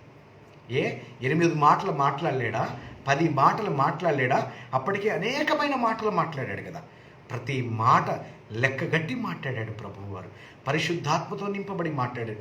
వారిని ఒక్క మాట అనలేడా? లేదా ప్రభువుకు తండ్రికి ప్రార్థించినప్పుడు, తండ్రి వీరు నన్ను అర్థం చేసుకోలేకపోయారు అనొచ్చు కదా. తండ్రి వీరి మనోనేత్రం మూయబడింది అని చెప్పొచ్చు కదా. అనేకమైన సంగతులు ఉన్నాయి కదా. భూమి మీద ఉండగా కూడా ఆయన అనేక సందర్భాల్లో మాట్లాడాడు కదా. అక్కడ మాట్లాడలేడా? మై డియర్ బ్రదర్, ఈ క్రైస్తవ సిద్ధాంతము, ఈ క్రిస్టియన్ రోడ్ వే అంత సులభంగా రాలేదండి. మనము జనాల దగ్గరికి పోయి ఏది పడితే అది మాట్లాడే అంత సులభంగా లేదండి. పరిశుద్ధాత్మ చేత నడిపింపబడిన యేసుక్రీస్తు ప్రభువారు ఎంత క్యాల్కులేటెడ్గా ఉన్నాడు. పరిశుద్ధాత్మ చేత నడిపింపబడిన ఎంత క్యాల్కులేటెడ్గా ఉన్నాడు, ఎంత మెజర్మెంట్గా ఉన్నాడు. యూదులతో ఎలా మాట్లాడాలి, అన్యజనులతో ఎలా మాట్లాడాలి, విగ్రహారాధికులతో ఎలా మాట్లాడి, ఎవరి దగ్గర ఎక్కడి నుంచి స్టార్ట్ చేయాలి, ఎవరి దగ్గర ఏం చెప్పాలి, ఎవరిని ఎలా విన్ చేయాలి, యూదులకు యూదుని వలె అన్యజనులకి ఎలా ఎలా ఎలా పరిచర్య చేశాడండి. ఎంత జాగ్రత్తగా పరిచర్య. ఎందుకో తెలుసా? పరిశుద్ధాత్మ దేవుడి చేత నింపబడిన వారు చాలా జాగ్రత్తగా పరిచర్య చేస్తారు. ఈ రక్షణ మార్గము అంత ఆషామాషిగా వేయబడిన రక్షణ మార్గం కాదు. ఈరోజు మనం నోటితో ఒప్పుకుంటే సరిపోతుంది, హృదయంలో విశ్వసిస్తే చాలు రక్షణ పొందేస్తాం. అయితే ఈ పరిచర్య ఎంత భారభరితమైన పరిచర్య అండి. అనాది కాలం నుంచి ప్రవక్తల ద్వారా లేఖనాలను దేవుడు ముందుగానే చెబుతూ అంత ప్రణాళిక, జగత్తు పునాది వేయబడక మునిపే వేసిన ప్రణాళికని ఆ కాలము సంపూర్ణమైనప్పుడు ఆయన స్త్రీ యందు పుట్టి శరీరధారిగా వచ్చి ఈ లోకమునకు ఆయన సువార్త ప్రకటింపజేసి ఆయన మరణించి తిరిగి లేచి పునరుద్ధారుడై శిష్యులు ఎక్కడ పడిపోతే వారు పడిపోయినారు కాబట్టి వారు ముందుకు వెళ్ళలేరు కాబట్టి తండ్రి చెప్పిన వాగ్దానాన్ని పరిశుద్ధాత్మను పంపించి ఆ పరిశుద్ధాత్మ ద్వారా నింపబడిన వారు కుక్కను ఈడ్చినట్టు ఈడిపించకపోయినా చంపబడుతున్న, హింసింపబడుతున్న, ఆకలి దప్పులతో, కన్నీటితో, ఉపద్రవాల్లో, సముద్రం వల్ల ఆపదలు, కపట సహోదరుల వల్ల ఆపదలతో ఇంత భయంకరమైన పరిచర్య మన దగ్గరకు వస్తే దానిని పొందుకొని మనము ఇష్టానుసారంగా పరిచర్య చేస్తున్నాం. దేవుడు దీన్ని పరిగణించడంటారా? ఈ ప్రభుత్వమే తప్పు చేస్తే చాలా సీరియస్ యాక్షన్ తీసుకుంటుందే, సరిగా ఆపరేషన్ చేయకపోతే వారిని జైల్లో పెట్టేస్తుందే. My dear brothers and sisters, అందుకే బోధకులమైన మనం అనేక విషయాల్లో తప్పిపోతున్నాము కాబట్టి మనం అనేకుల వల్ల బోధకులుగా ఉండొద్దన్నాడు. ఎవరు పడితే వాళ్ళు దేవుడు వాక్యం చెప్పొద్దు అన్నాడు. My dear brothers and sisters, పురిగలుపుకోండి, సాక్ష్యాలు చెప్పండి, ప్రభువుని గురించి నిలబెట్టండి, దట్స్ ఫైన్. కానీ బోధన విషయానికి వస్తే, డాక్ట్రిన్స్ విషయానికి వస్తే చాలా చాలా కేర్ఫుల్గా మనం నేర్పించాలని, అనేక విషయాల్లో తప్పిపోకుండా దేవుని సన్నిధిలో పరిశుద్ధాత్మలో మనం చాలా క్యాల్కులేటెడ్గా దేవుడు చెప్పినట్టుగా మన మాట చాలా స్పష్టంగా, చాలా జాగ్రత్తగా, కృపాసహితంగా వారిని పొందుకునేదిలాగా, మనం వారిని రక్షణలో నడిపించేదిగా, మన ప్రేమ ద్వారా, మన కన్నీటి ద్వారా. ఏమంటే మిషనరీ పరిచర్యలో ఉంటే మనం ప్రార్థించేటప్పుడు మాటలు రావు తెలుసా, వారికి ప్రకటించేటప్పుడు మాటలు రావు, కన్నీరే కారుతుంది. మిషనరీ అనుభవాలు 90% భారత క్రైస్తవులకి పరిచయం లేదు. మిషనరీస్గా వెళ్ళినప్పుడు అక్కడ మాటలు పనిచేయవు, భాష పనిచేయదు, కేవలం కన్నీటితోనే ఆ భారమే. యేసుక్రీస్తు ప్రభువారు కాపరి లేని గొర్రెలను చూసి ఏ విధంగా అయితే వేదన చెందాడో, యేసుక్రీస్తు ప్రభు ఆత్మ మనలో ఉండి యేసుక్రీస్తు ప్రభువారు ఎలా ఫీల్ అవుతాడో ఆ ఫీలింగ్ని మన కళ్ళ ద్వారా ఆయన చూపిస్తాడు. మన మాటల ద్వారా కాదు, చాకచక్యం ద్వారా కాదు. అన్ని జనుల దగ్గర మన టాలెంట్స్ కాదు కావాల్సింది, మన కన్నీరు. అన్ని జనులకు వాక్యం ప్రకటించేటప్పుడు కన్నీటితో మనం వాక్యం చెప్పాలి. కన్నీటితో విత్తితే అట సంతోషంతో పంటకు వస్తామట. My dear brothers and sisters, ఎంతమంది ఉన్నారు అన్ని జనులకు వాక్యం చెప్పేటప్పుడు కన్నీటితో వాక్యం చెప్పేవారు ఉన్నారా? కన్నీరు కార్చుకుంటూ సువార్త ప్రకటించేవారు ఉన్నారుగా. దేవుని ప్రేమను కన్నీటి ద్వారా చెప్పేవారు ఉన్నారా? అలా కాకుండా వారు నమ్మిక కలిగిన విగ్రహాల గురించి కామెంట్ చేస్తూ వారితోనే తన్నులు తినిపించుకునే పరిస్థితిలోకి వచ్చారే. నేను కూడా 30 సంవత్సరాల క్రితం నేను చాలా సందర్భాల్లో చూపించాను. నేను కూడా రాముడు సీత విగ్రహాలను పట్టుకొని మా ఊరంతా మేము తిరిగాం. ఆ రోజు మేము దాని యందు నమ్మిక కలిగి ఉన్నాం. ఆ రోజు ఎవడైనా నన్నంటే వాడి తలకాయ పగలు కొట్టేవాడు ఆ విగ్రహంతోనే. It's fact, it's normal. ఇది మన మనుషులము, ఇది సహజము. వారి చేతిలో ఉండే విగ్రహాన్ని మనము నిందిస్తే ఆ విగ్రహంతోనే తలపగలు కొడతారు. ఇక నేను భారతీయులు చాలా బెటర్ పీపుల్. పరిశుద్ధాత్మ దేవుడు వారికి నిజంగా చాలా సహనాన్ని ఇచ్చాడు కాబట్టి ఇన్ని సంవత్సరాల పరిచర్య ఇష్టానుసారంగా చేసినా వారు పరిచర్య చేయడానికి అనుమతినిస్తూ ఉన్నారు. My dear brothers and sisters, Islam దేశాల్లో వెళ్ళి చెప్పండి, అక్కడక్కడ కోసేస్తారు మనల్ని. మనకు కలిగిన ఈ స్వాతంత్ర్యాన్ని చాలా ఈజీగా, ఈ విచ్చలవిడిగా, ఇష్టానుసారంగా పరిచర్యలు చేసి ఎంతమందిని పోగొట్టేసుకుంటాం. మీ మాట ఎవడైనా వింటున్నాడా? మీ ఊర్లో ఎవడైనా వింటున్నాడా? జిమ్ముకులు చేస్తే కానీ మీ దగ్గరికి ఎవరు రాలేని పరిస్థితి. నూనె అమ్మితే కానీ మీ వాక్యం వినలేని పరిస్థితి. ఇష్టానుసారమైన పరిచర్య చేస్తే కానీ మీ దగ్గరికి రాలేని పరిస్థితి. ఎంతమంది సరైన విధానంలో నడిపింపబడుతున్నారు? మై డియర్ బ్రదర్స్, మన టాలెంట్స్తో కాదు పరిచర్య చేయాల్సింది, మన తలాంతులతో కాదు పరిచర్య చేయాల్సింది, పరిశుద్ధాత్మతో, భారముతో.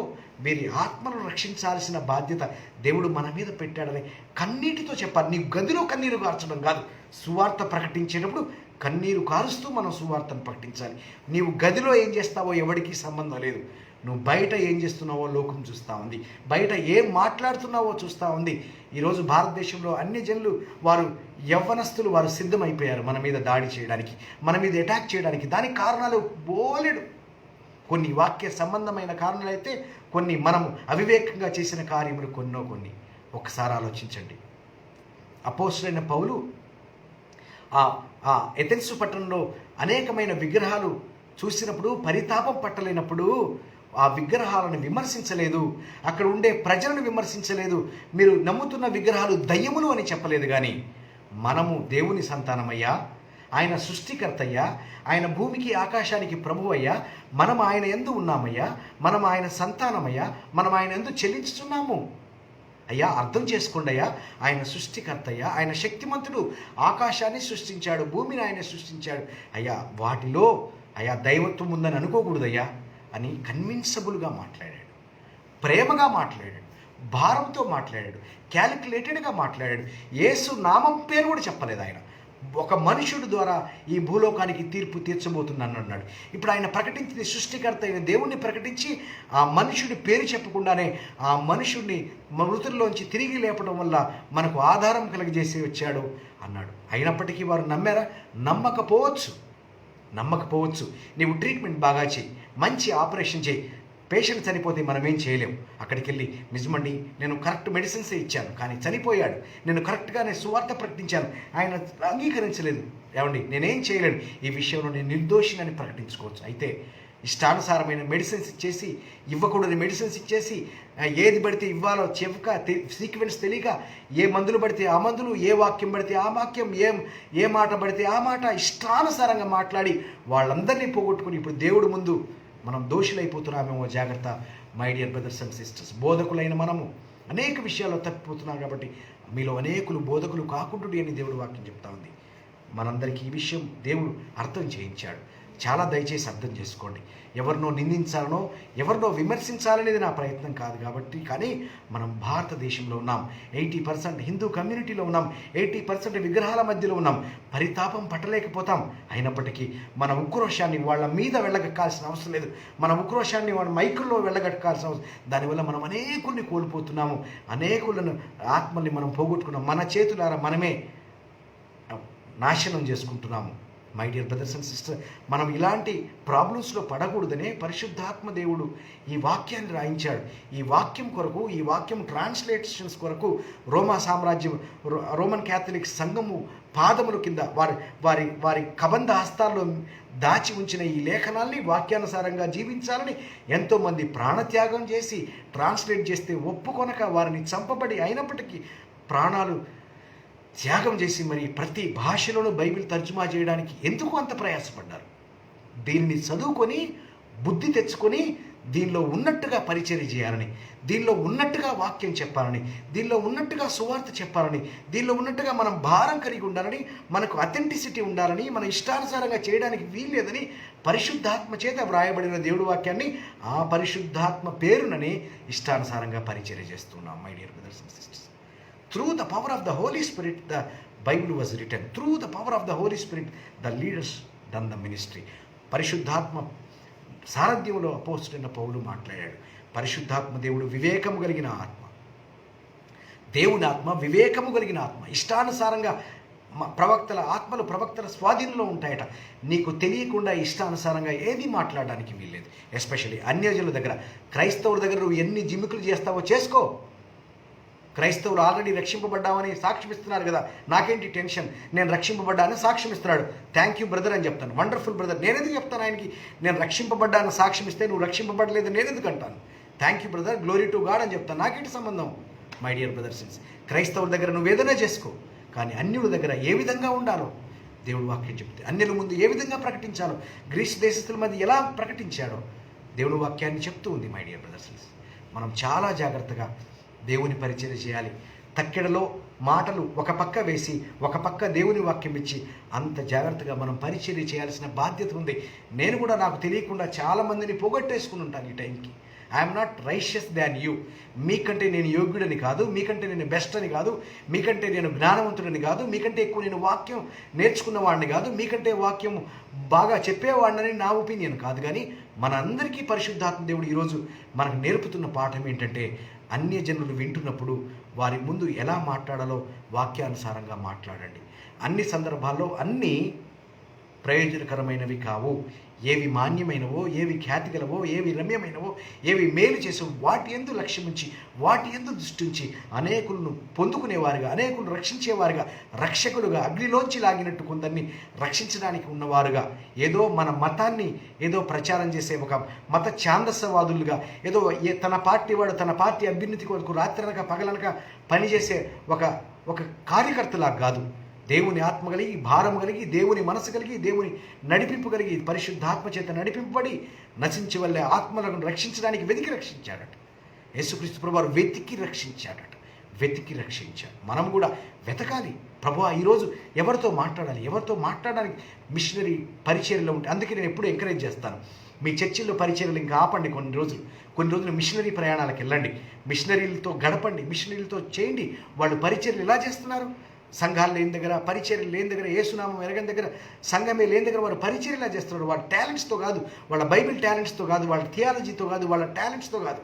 వారు పరిశుద్ధాత్మలో ప్రార్థనాపూర్వకంగా కన్నీటితో వారి ముందు వెళ్ళినప్పుడు పరిశుద్ధాత్మ దేవుడు వీరితో మాట్లాడమని తన మెల్లని స్వరంతో మాట్లాడతగా వారు విని వారికి సువార్త ప్రకటిస్తుండగా వారి కళ్ళ ఎదుట పరిశుద్ధాత్మ దేవుని అభిషేకం వారి మీదకి వచ్చి వారు ఒప్పింపబడి వారు సంఘములో చేర్చబడుతున్న క్రమాన్ని వారు నేర్పిస్తారు. ఎవరితో ఎలా పరిచర్య చేయాలో, యేసుక్రీస్తు ప్రభు అసలే నామము తెలియని వారి దగ్గరికి మనం ఎలా పరిచర్య చేస్తామో ఆ విధంగా చేయాలి. ఏదో ఒక దేశానికి వెళ్ళాం, ఆ దేశంలో క్రైస్తవులే లేరనుకోండి, వాళ్ళకి ఏం చెప్తావు? సృష్టికర్తను పరిచయం చేస్తావు. సృష్టికర్త అండి, నిన్ను కన్నవాడు, నిన్ను కొన్నవాడు, ఆయన తల్లి గర్భంలో ఉండగా నిన్ను చూసినవాడు, పిండంగా వెతుకుతున్నప్పుడు నీ గురించి రాసినవాడు, నువ్వు ఎదుగుతున్నప్పుడు, నీ ఎముకలు ఎదుగుతున్నప్పుడు ఒక్కటైనను ఆయనకు మరుగులేదు. ప్రతి ఒక్కటి ఆయన గ్రంథంలో లిఖించాడు. ఆయన నిన్ను ప్రేమిస్తున్నాడు. ఆయన నీ మీదున్న పాపాన్ని కుట్టివేలాకుంటాడు. ఆయన దేవుని కుమారుని ఈ లోకానికి పంపించాడు. ఆయన కలవరి శిలువపైన ఆయన తన రక్తాన్ని ధారపోశాడు, మరణించాడు, తిరిగి లేచాడు, పరిశుద్ధాత్మ దేవుడు పంపించాడు. నీవు ఆయన నమ్మిన ఎడల నీవు రక్షణ పొంది ఆయనలో కొనసాగిస్తే నీకు పరలోక భాగ్యం ఇవ్వాలనుకుంటున్నాడు. నీవు నమ్ముతున్నవి వీటి విషయమై నేను మాట్లాడలేదు, కానీ దేవుడు ఏం చెప్పమంటున్నాడో అది చెప్తున్నాను. ఎంత స్పష్టంగా దేవుడి వాక్యం, దేవుడు సువార్త చెప్తారండి. ఏమండి, మనం కలుపుకోవాలి. మనం దేవుని బిడ్డలము. నీవు అమెరికా వాడై ఉండొచ్చు, నీవు యూరోప్ వాడై ఉండొచ్చు, నువ్వు ఇరాక్ వాడై ఉండొచ్చు. మనందరికీ తండ్రి దేవుడు ఒక్కడే, మనందరికీ తండ్రి ఒకటి. మనం ఆయన సంతానము. నీవు ఆ జాతిలో పుట్టొచ్చు, నేను ఈ జాతిలో పుట్టొచ్చు. యావత్ భూమి మీద కాపురం ఉండటకు ఒక మనుషుని ద్వారా, ఆదాము పేరు చెప్పకుండానే ఒక మనుషుడు అన్నాడు, యేసుక్రీస్తు పేరు చెప్పకుండానే ఒక మనుషుడు అన్నాడు. దేవునికి మహిమ కలుగునుగాక, దేవునికి మహిమ కలుగునుగాక. నీ నోట్లోంచి ఎన్ని బైబిల్ పేర్లు వస్తాయో వాళ్ళకు అవసరం లేదు. నీ నోట్లోంచి ఆదాం వస్తుందా, మోషే వస్తుందా, అబ్రహాం వస్తుందా, మనకు అర్థమవుతాయి. మనం అర్థం చేసుకోగలం, మనం మాట్లాడతాం, మనకు సంతోషం కలుగుతుంది. వాళ్ళకి ఇరిటేషన్ వస్తుంది.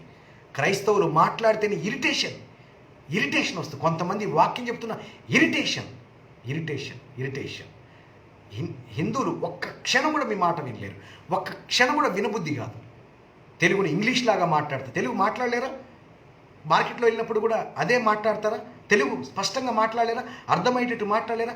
అన్యుల ముందు ఎలా మాట్లాడాలి, అన్యుల ముందు వాక్యం చెప్పడం ఎలా చెప్పాలి, పబ్లిక్లో ఎలా వాక్యం చెప్పాలి, అన్ని జనులు వెతుకుతుంటారు, చూస్తుంటారు, వీడేం మాట్లాడుతున్నాడో ఆలోచిస్తారు. మై డియర్ బ్రదర్స్, మన మాట, మన తత్వము, మన నడక, మన నడవడిక, మన ప్రవర్తన, మన ప్రణాళిక ప్రతిదీ దేవుడు గ్రహిస్తూ ఉన్నాడు. మనం ఏది చేసినా దేవుని మహిమ కొరకు చేయాలి. దేవుని కొరకు ఆయన వెతికి రక్షించడానికి వచ్చాడు. ఆయన వచ్చాడు కాబట్టి ఆయన ఎంత ప్రయాసపడ్డాడో, ఎంత క్యాల్కులేటెడ్గా ఉన్నాడు, కలువరి శిలువ మీద కూడా ఎంత జాగ్రత్తగా మాట్లాడాడో. మనం కూడా ఆ శిలువ ముందు పరిచర్య చేస్తున్న వారం మనం చాలా జాగ్రత్తగా పరిచర్య చేయాలని ఈరోజు పరిశుద్ధాత్మ దేవుడు చాలా భారంగా మనతో మాట్లాడుతున్నాడు, నాతో కూడా మాట్లాడుతున్నాడు. మై డియర్ బ్రదర్స్, మిమ్మల్ని నిందించాలని ప్రయత్నం కాదు, కానీ let us do the ministry with a pure heart, humble heart, పక్షపాతం లేకుండా. ఆయన నీతిమంతుల మీదను అనీతిమంతుల మీద వర్షాన్ని కురిపించి ఫలమును దయచేస్తున్నాడు. ఆయన మీ హృదయాలను ఉల్లాసంతో నింపాడు, మీ హృదయాలను సంతోషంతో నింపాడు, మీకు ఫలములు దయచేస్తున్నాడు.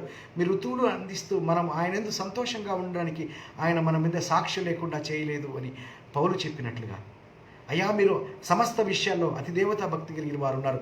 మనం దేవుని సంతానం, మనం దేవుని బిడ్డలము, మనం ఆయన ఎందు బ్రతుకుతున్నాము, ఆయన ఎందు ఉనికి కలిగి ఉన్నాము, ఆయన ఎందు చెల్లించి ఉన్నామని ఎంత భారంగా, ఎంత జాగ్రత్తగా మనం పరిచయం చేయాలి. My dear brothers and sisters, my dear brother, దయచేసి ఒక్కసారి టేక్ ఏ సీరియస్ నోట్. పరిశుద్ధాత్మ దేవుడు నేర్పుతున్నప్పుడు నేర్చుకుందాం. మనం ఆపరేషన్లు చేయకపోయినా పర్వాలేదు, కానీ ఇష్టానుసారమైన మెడిసిన్స్ ఇచ్చి చంపేస్తే మన మీద నాన్ బెయిలబుల్ కేసులు వస్తాయి. జాగ్రత్త. ఎవరో నేను రక్షిస్తాను అన్న నాదుడే నువ్వెవడో నాకు తెలియదు పో అంటాడు. ప్రభువా, నేను అద్భుతాలు చేశాను, సూచక్రియలు చేశాను, నీ నామాన్ని ప్రకటించామంటే అక్రమము చేయువారులారా మీరు నా ఇద్దరి నుంచి పొండి అని చెప్తాను. క్రమం ఏంటి?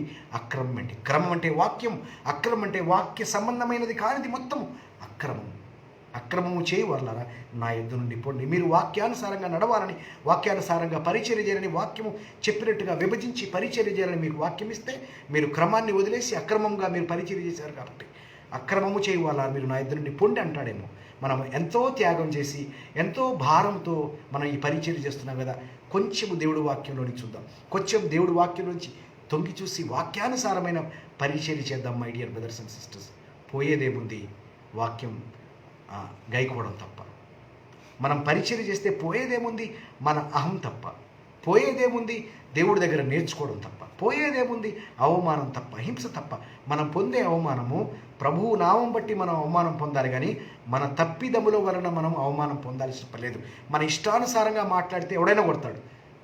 మనం ఇష్టానుసారంగా మాట్లాడి కొట్టించుకోవడం కాదు, కానీ ప్రభు నామంలో నీవు కన్నీరు కారుస్తూ వాక్యం చెప్తే అప్పుడు కొడితే దేవునికి స్తోత్రం. అపోస్తలుడైన పౌలుని కూడా కుక్కని ఇడిచినట్టుగా ఇచ్చారు. అక్కడ ఒక్కరి మీద కూడా దుర్భాష మాట్లాడలేదు. ప్రభు నామంలో అవమానం పొందాడు, దెబ్బలు తిన్నాడు, రాళ్ళ దెబ్బలు తిన్నాడు. ఆయన తుడుచుకొని వెళ్ళిపోయాడు. వారితో వాదం పెట్టుకొని గవర్నమెంట్స్ దగ్గరకు వచ్చి ఫైట్ చేయలేదు. మీరు నన్ను ఎందుకు కొట్టారు, డౌన్ డౌన్ అని అనలేదు. ప్రభు నామం బట్టి పేతురు కూడా అదే అన్నాడు. మనం ఆయన నామం బట్టి అవమానం పొందడానికి మనం ఏర్పరచబడిన వారమని వారు సంతోషిస్తూ వెళ్ళారని దేవుడు వాక్యం చెప్తాం. ఎస్, మనం నిబద్ధత కలిగి పరిచర్య చేసిన అవమానం జరుగుతుంది, కానీ తగిన పనికి దెబ్బలు తిన్నప్పుడు మనకేమి ఘనము. మనము మేలు చేసి మరి కీడును అనుభవించినప్పుడు అది దేవునికి హితమగును. మనం కీడు చేసి దెబ్బలు తింటే దేవునికి అదేంటి లాభం? మనం తగిన పనులకు దెబ్బలు తినడం వల్ల దేవునికి ఏమి ఫలం? మనం మేలు చేసి కీడును అనిపించినప్పుడు అది దేవునికి హితమగను. మనం అవమానించబడ్డానికి ఏర్పరచబడ్డాం. అయితే మన నోటి ద్వారా, మన చర్యల ద్వారా, మన అనాలోచితమైన ప్రవర్తనల ద్వారా దేవుడి నామానికి మహిమ తేకపోగా దేవుడి నామాన్ని అవమానపరిచేవారుగా, అంత మాత్రమే కాదు అనేక ఆత్మలను నరకానికి పోవడానికి మనం కారణమైతే ఆ రోజు అక్రమం చేయాలన్నా ప్రతి దాన్ని ఆయన వెలుగులోకి తీసుకొచ్చి దేవుడు లెక్క అడిగే రోజు రాబోతుందేమో. ఎందుకు మనకి రిస్క్? దేవుడి నామానికి మహిమ కలుగునుగా. మనం ప్రార్థన చేద్దాం. నా గురించి, నా కుటుంబాన్ని నుంచి మీరు ప్రార్థనలో జ్ఞాపకం చేసుకోనండి. దేవుని నామానికే మహిమ కలుగునుగా ప్రార్థిస్తాం. మీరు ఏకీవించినారైతే ఆమెని మీ సమ్మతిని తెలియజేసి ప్రభు సన్నిధిలో ప్రార్థనలో ఏకీవించండి. దేవునికి మహిమ కలుగునుగా. పరిశుద్ధుడైన తండ్రి, మీకు వందనాలు, స్తోత్రాలు. 13 పత్రికలు రాయడానికి అవకాశం ఇచ్చిన అపోస్తలుడైన పౌలు ద్వారా జరిగించిన పరిచర్యలను, ఆయన సువార్త వ్యాపకాన్ని, ఆయన పరిచర్య విధానాన్ని, యూదులతో చేసిన పరిచర్య విధానాన్ని, విగ్రహారాధన చేస్తున్న గ్రీకు దేశస్తుల మధ్య చేయించిన పరిచర్య విధానాన్ని, ఈరోజు ప్రతి దాన్ని మేము విడమర్చి నేర్చుకున్నాం. ప్రభువా మేము నడవలసిన త్రోవను మాకు నేర్పండి దేవా. మేము ఇదివరకే గెలిచితిమని నేను తలుంచట్లేదు, కానీ నేను దేని కొరకు పట్టబడుతున్నో దాని కొరకు నేను పరిగెడుతున్నాను అని పౌలు చెప్పినట్లుగా మేము ఇదివరకే అన్నీ నేర్చేసుకున్నాము. ఇదివరకే మాకన్నీ తెలుసు. మేము పిహెచ్డీలు పొందేసుకున్నాము, మేము డాక్టరేట్లు పొందేసుకున్నామని మనసు కాక ప్రభువా, నీ సన్నిధిలో నేర్చుకునే బుద్ధిని మాకు ప్రసాదించండి. నీ వాక్యాన్ని మేము చాలా క్యాల్కులేటెడ్గా తీసుకునే భాగ్యం ఇవ్వండి. కలువరి శిలువపైన ప్రభువు ఎంత జాగ్రత్తగా మాట్లాడారు ప్రభువా. దప్పిగొనుచున్నదేని లేఖనం నెరవేరాలని మాట్లాడేట ప్రభువా. ఆ చివరి క్షణం వరకు అంత చక్కని పరిచర్య చేశారయ్యా ప్రభువా. నీకు స్తోత్రాలు, వందనాలు. ఈరోజు మాకు సిలువ లేదు ప్రభువా, ఈరోజు మాకు ఆ కష్టం లేదు, ఈరోజు మాకు కొరడా దెబ్బలు లేవు, ఈరోజు మాకు అయా వెంట్రుకలు పెరిసే పరిస్థితి లేదు, ముళ్ళ కిరీటం లేదు అయ్యా ప్రభువా. మేము సుఖవంతమైన ప్రాంతాల్లో, సుఖవంతమైన పరిస్థితుల్లో, శరీరానికి ఇబ్బంది లేని పరిస్థితుల్లో మేము పరిచర్య చేస్తూ ఇష్టానుసారంగా మాట్లాడుతూ అనేక మందిని కోల్పోతున్నామేమో దేవా. ప్రభువా, మమ్మల్ని కరుణించండి. మాకు జాగ్రత్తగా పరిచర్య చేసే కృపను తెచ్చేయండి. అన్యుల మధ్య ఎలా పరిచర్య చేయాలో, అన్యుల మధ్య ఏ విధంగా మాట్లాడాలో, అన్యుల మధ్య సాక్ష్యములు పోగొట్టుకోకూడదని ప్రభువా. అయా మేము చేసిన పనులకు దెబ్బలు తినకుండా ప్రభువా, మేము మేలు చేసి కీడును అనిపించే ప్రయత్నం మాకు చేయడానికి ప్రభువా. అయా అనేకులు ఇష్టానుసారమైన బోధనలకు కాకుండా ప్రభువా నీ వాక్యానుసారంగా, నీ ఆత్మానుసారంగా పరిచర్య చేసే భాగ్యం నాకు మాకు దయచేయండి. ఇప్పటివరకు మేము అనేక సందర్భాల్లో పొరపాట్లు చేసి ఉంటాం ప్రభువా. మమ్మల్ని మన్నించండి ప్రభువా, మమ్మల్ని దీవించండి ప్రభువా, మమ్మల్ని కరుణించండి, మమ్మల్ని కటాక్షించండి ప్రభువా. మా అతిక్రమాలను తుడిచివేయండి. అక్రమము చేయువారులారా మీరు నా ఎదురు నుండి పొండి అనే పరిస్థితి మా జీవితాల్లోకి రాకూడదు ప్రభువా. మేము ఎంతగానో పరిచర్య చేస్తున్నాం అనుకుంటున్నాం, కానీ ఎన్ని తప్పులు చేసామో ఈ పాటికి, ఎంతమంది ద్వేషించడానికి కారణమయ్యామో, ఎంతమంది ప్రభువా మమ్మల్ని నిందిస్తున్నారో, ఎంతమంది మమ్మల్ని దూషిస్తున్నారో, మేము మాట్లాడిన మాటలను బట్టి, నా క్రైస్తవులు చేసిన గలిబిలిని బట్టి, క్రైస్తవులు అన్ని జన్లో పోగొట్టుకున్న మంచి పేరును బట్టి, ఆయన మా పోగొట్టుకున్న పేరును బట్టి ప్రభువా నీ సన్నిధిలో చేరి ప్రార్థిస్తున్నాము ప్రభువా. మేము అందరి విషయమే ప్రార్థిస్తున్నాము. భారతదేశంలో పరిచర్య చేసిన ప్రభువా ఎంతమంది నాయన, ఎంతమంది పరిచర్యల వల్ల అయ్యా రక్షణ పొందవలసిన ప్రజలు గాయపడ్డారో, రక్షణ పొందవలసిన ప్రజలు యేసు వైపు చూడడానికి కారణమయ్యారో ప్రభువా, సమస్తము మీ గ్రంథంలో ఉన్నాయి నాయన. ఎవరి పరిచర్యలో ఎవరు ఆటంకపరచబడ్డారో ప్రభువా నాయన, సమస్తం ఎరిగిన దేవుడో ప్రభువా. వారి విషయమై, నా విషయమై, అందరి విషయమై మేము మొరపెడుతున్నాం. మమ్మల్ని క్షమించండి ప్రభువా, మమ్మల్ని దీవించండి ప్రభువా, మమ్మల్ని నడిపించండి అయ్యా. మీ జ్ఞానంతో నింపండి, మీ ఆత్మతో నింపండి ప్రభువా, మీ దయతో నింపండి, మీ దయతో మమ్మల్ని దీవించండి నాయన. అయ్యా మమ్మల్ని భారతదేశంలో ఎందుకు పుట్టించారు ప్రభువా? అయ్యా మేము ఎక్కడో పుట్టాలని మేము తీసుకునే నిర్ణయం కాదు కదా ప్రభువా. అయ్యా మేము భారతదేశంలో పుట్టడానికి కారణం మీరే కదా ప్రభువా. అయ్యా విగ్రహముల మధ్య పరితాపం పట్టలేక, ఆత్మ పరితాపం పట్టలేక ప్రజలు ఆ రోజు పౌలు ఏ విధంగా అయితే గ్రీసు దేశస్తుల మధ్య ఉన్నాడో, ఈరోజు మేము అయ్యా విగ్రహారాధన పట్టణంలో ఉన్నాం ప్రభువా. మీ చిత్తమే కదా ప్రభువా. పరిశుద్ధాత్మ దేవా మీరే కదా మమ్మల్ని ఈ దేశంలో పుట్టించారు దేవా. మరి ఆ దేశంలో పరిచర్య చేసే జ్ఞానం దయచేయండి ప్రభువా. ఎవరో నేర్పిన సిద్ధాంతాలు పట్టుకొని చెప్పడం కాదు ప్రభువా, మా చేతిలో ఉన్న గ్రంథంలోని మాటలను జాగ్రత్తగా తెలుసుకొని ప్రభువా దాని ద్వారా పరిచర్య చేసే అవకాశం ఇవ్వండి ప్రభువా. నాయన మీరు అయ్యా ప్రభువా ఎవరికైనా జ్ఞానము కొద్దువైన ఎడల ఆయన దేవుడిని అడగమని, ఆయన ఎవరిని గద్దింపక ధారాళంగా దయచేయవాడన్నారు కదా ప్రభువా. మాకు జ్ఞానాన్ని ప్రసాదించండి, బుద్ధిని ప్రసాదించండి. యెహోవా ఆత్మ జ్ఞాన వివేచన కలిగిన ఆత్మ అన్నారు ప్రభువా. నా జ్ఞానాన్ని ఇవ్వండి, వివేచన ఇవ్వండి, వివేకాన్ని ఇవ్వండి ప్రభువా. ఎక్కడ ఎవరితో పరిచర్య చేయాలో, మరి ముఖ్యంగా అయా 1-on-1 ఇవాంజలిజం మినిస్ట్రీలో మమ్మల్ని తర్ఫీదు పొందించండి ప్రభువా. ప్రేమగా సువార్త ప్రకటించే భాగ్యం ఇవ్వండి, కన్నీటితో సువార్త ప్రకటించే భాగ్యం ఇవ్వండి అయా. మేము సువార్త ప్రకటించుండగా మా కళ్ళలోంచి కన్నీళ్లు రాలే అవకాశం ఇవ్వండి ప్రభువా. అయా మా తల జలం పోసినట్టుగా ఉండడానికి సహాయం చేయండి. అన్యులతో మాట్లాడేటప్పుడు మా కళ్ళల్లో నీళ్లు కారడానికి సహాయం చేయండి ప్రభువా. మా కళ్ళల్లో నీళ్లు చూసి ప్రభువా అయా క్రైస్తవ మినిస్ట్రీ ఉండే ఆ పరిశుద్ధిని వారు తెలుసుకోవడానికి సహాయం చేయండి ప్రభువా. అయా ఇది డబ్బుల కోసం ఆడే నాటకం కాదని వారు తెలుసుకోవడానికి సహాయం చేయండి ప్రభువా. కన్నీటితో వాక్యం విత్తే అవకాశం ఇవ్వండి ప్రభువా. సంతోషంతో అయా విస్తారమైన పంట కోసే భాగ్యం దయచేయండి ప్రభువు. నీకు స్తోత్రాలు, వందనాలు ప్రభా. మా ప్రియులను బట్టి ప్రార్థిస్తున్నాము. నడిపించండి నాయకుడా ప్రభువా, అధిపతి అయా సర్వాధికారి మీరు నడిపించండి. ఈ దినంలో మీరు ఇటు రీతిగా మాట్లాడడానికి మీరు మాతో ఇష్టపడ్డారు. మేము ఏకీపిస్తున్నాం, మేము నమ్ముతున్నాం ప్రభువా. మేము ఇక మీదట పరిచర్య చేసే ముందు చాలా జాగ్రత్తగా పరిచర్య చేస్తామని ప్రభువా. అయా నేర్చుకుని ప్రభువా వాక్యాన్ని విభజించి మీ సన్నిధిలో అయా వారి ఎదుట పరిచర్య చేసి వారి ఆత్మను రక్షించడానికి మేము కారకులు అవుతామని, అగ్నిలోంచి అయా కొందరిని రక్షించేవారుగా ఉండడానికి ప్రభువా మేము తోడ్పడతామని అయా నాయనా ప్రభువా. దేవుని బిడ్డలైనప్పుడు ప్రభువా నాయనా ప్రభువా అయా పెద్ద కుమారుడు ప్రభువా నాయనా ప్రభువా మేము ఉన్నాము నాయనా, మీకు పెద్ద కుమారుడుగా ఉన్నాం ప్రభువా. అయా మనం ఆయన సంతానమని, అన్ని జనులు కూడా నీ సంతానమని నువ్వు చెప్పుకున్నావు ప్రభువా. అయా తప్పిపోయిన గొర్రెను ఆయన, తప్పిపోయిన అన్ని జనులు ప్రభువా అయా వారి మీద కరుణించి ప్రభువా అయా చిన్న కుమారుడు వచ్చేటప్పుడు మేము ఆటంకపరిచేవాడు కాకుండా అయా వాళ్ళు వచ్చి అయా నీ మెడ మీద పడి ముద్దు పెట్టుకునేటప్పుడు మేము మత్సరపడేవాడుగా కాకుండా అయ్యా వారిని ఎగదోసేవారు కాకుండా మేము జాగ్రత్తగా పరిచర్య చేసే భాగ్యం ఇవ్వండి ప్రభువా. భాగ్యం ఇవ్వండి, సహాయం చేయండి. మీరే మహిమ పొందామని ప్రభు అయిన యేసుక్రీస్తు నామములో ప్రార్థిస్తూ ఘనపరుస్తూ అయ్యా మీకే కృతజ్ఞతాస్తులు చెల్లిస్తున్నాము తండ్రి. ఆమేన్, ఆమేన్, ఆమేన్, ఆమేన్. దేవుని నామమునకు మహిమ కలుగును గాక. My dear brothers and sisters, thank you for your time. ఇప్పటి వరకు అపోస్తుల కార్యములు 17 అధ్యాయాలు ప్రకటించాను.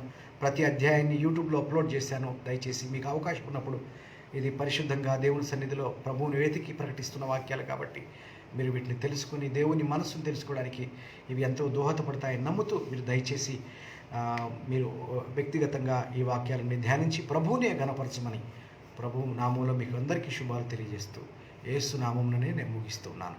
దేవునికి మహిమ కలుగును గాక. హల్లెలూయా, హల్లెలూయా.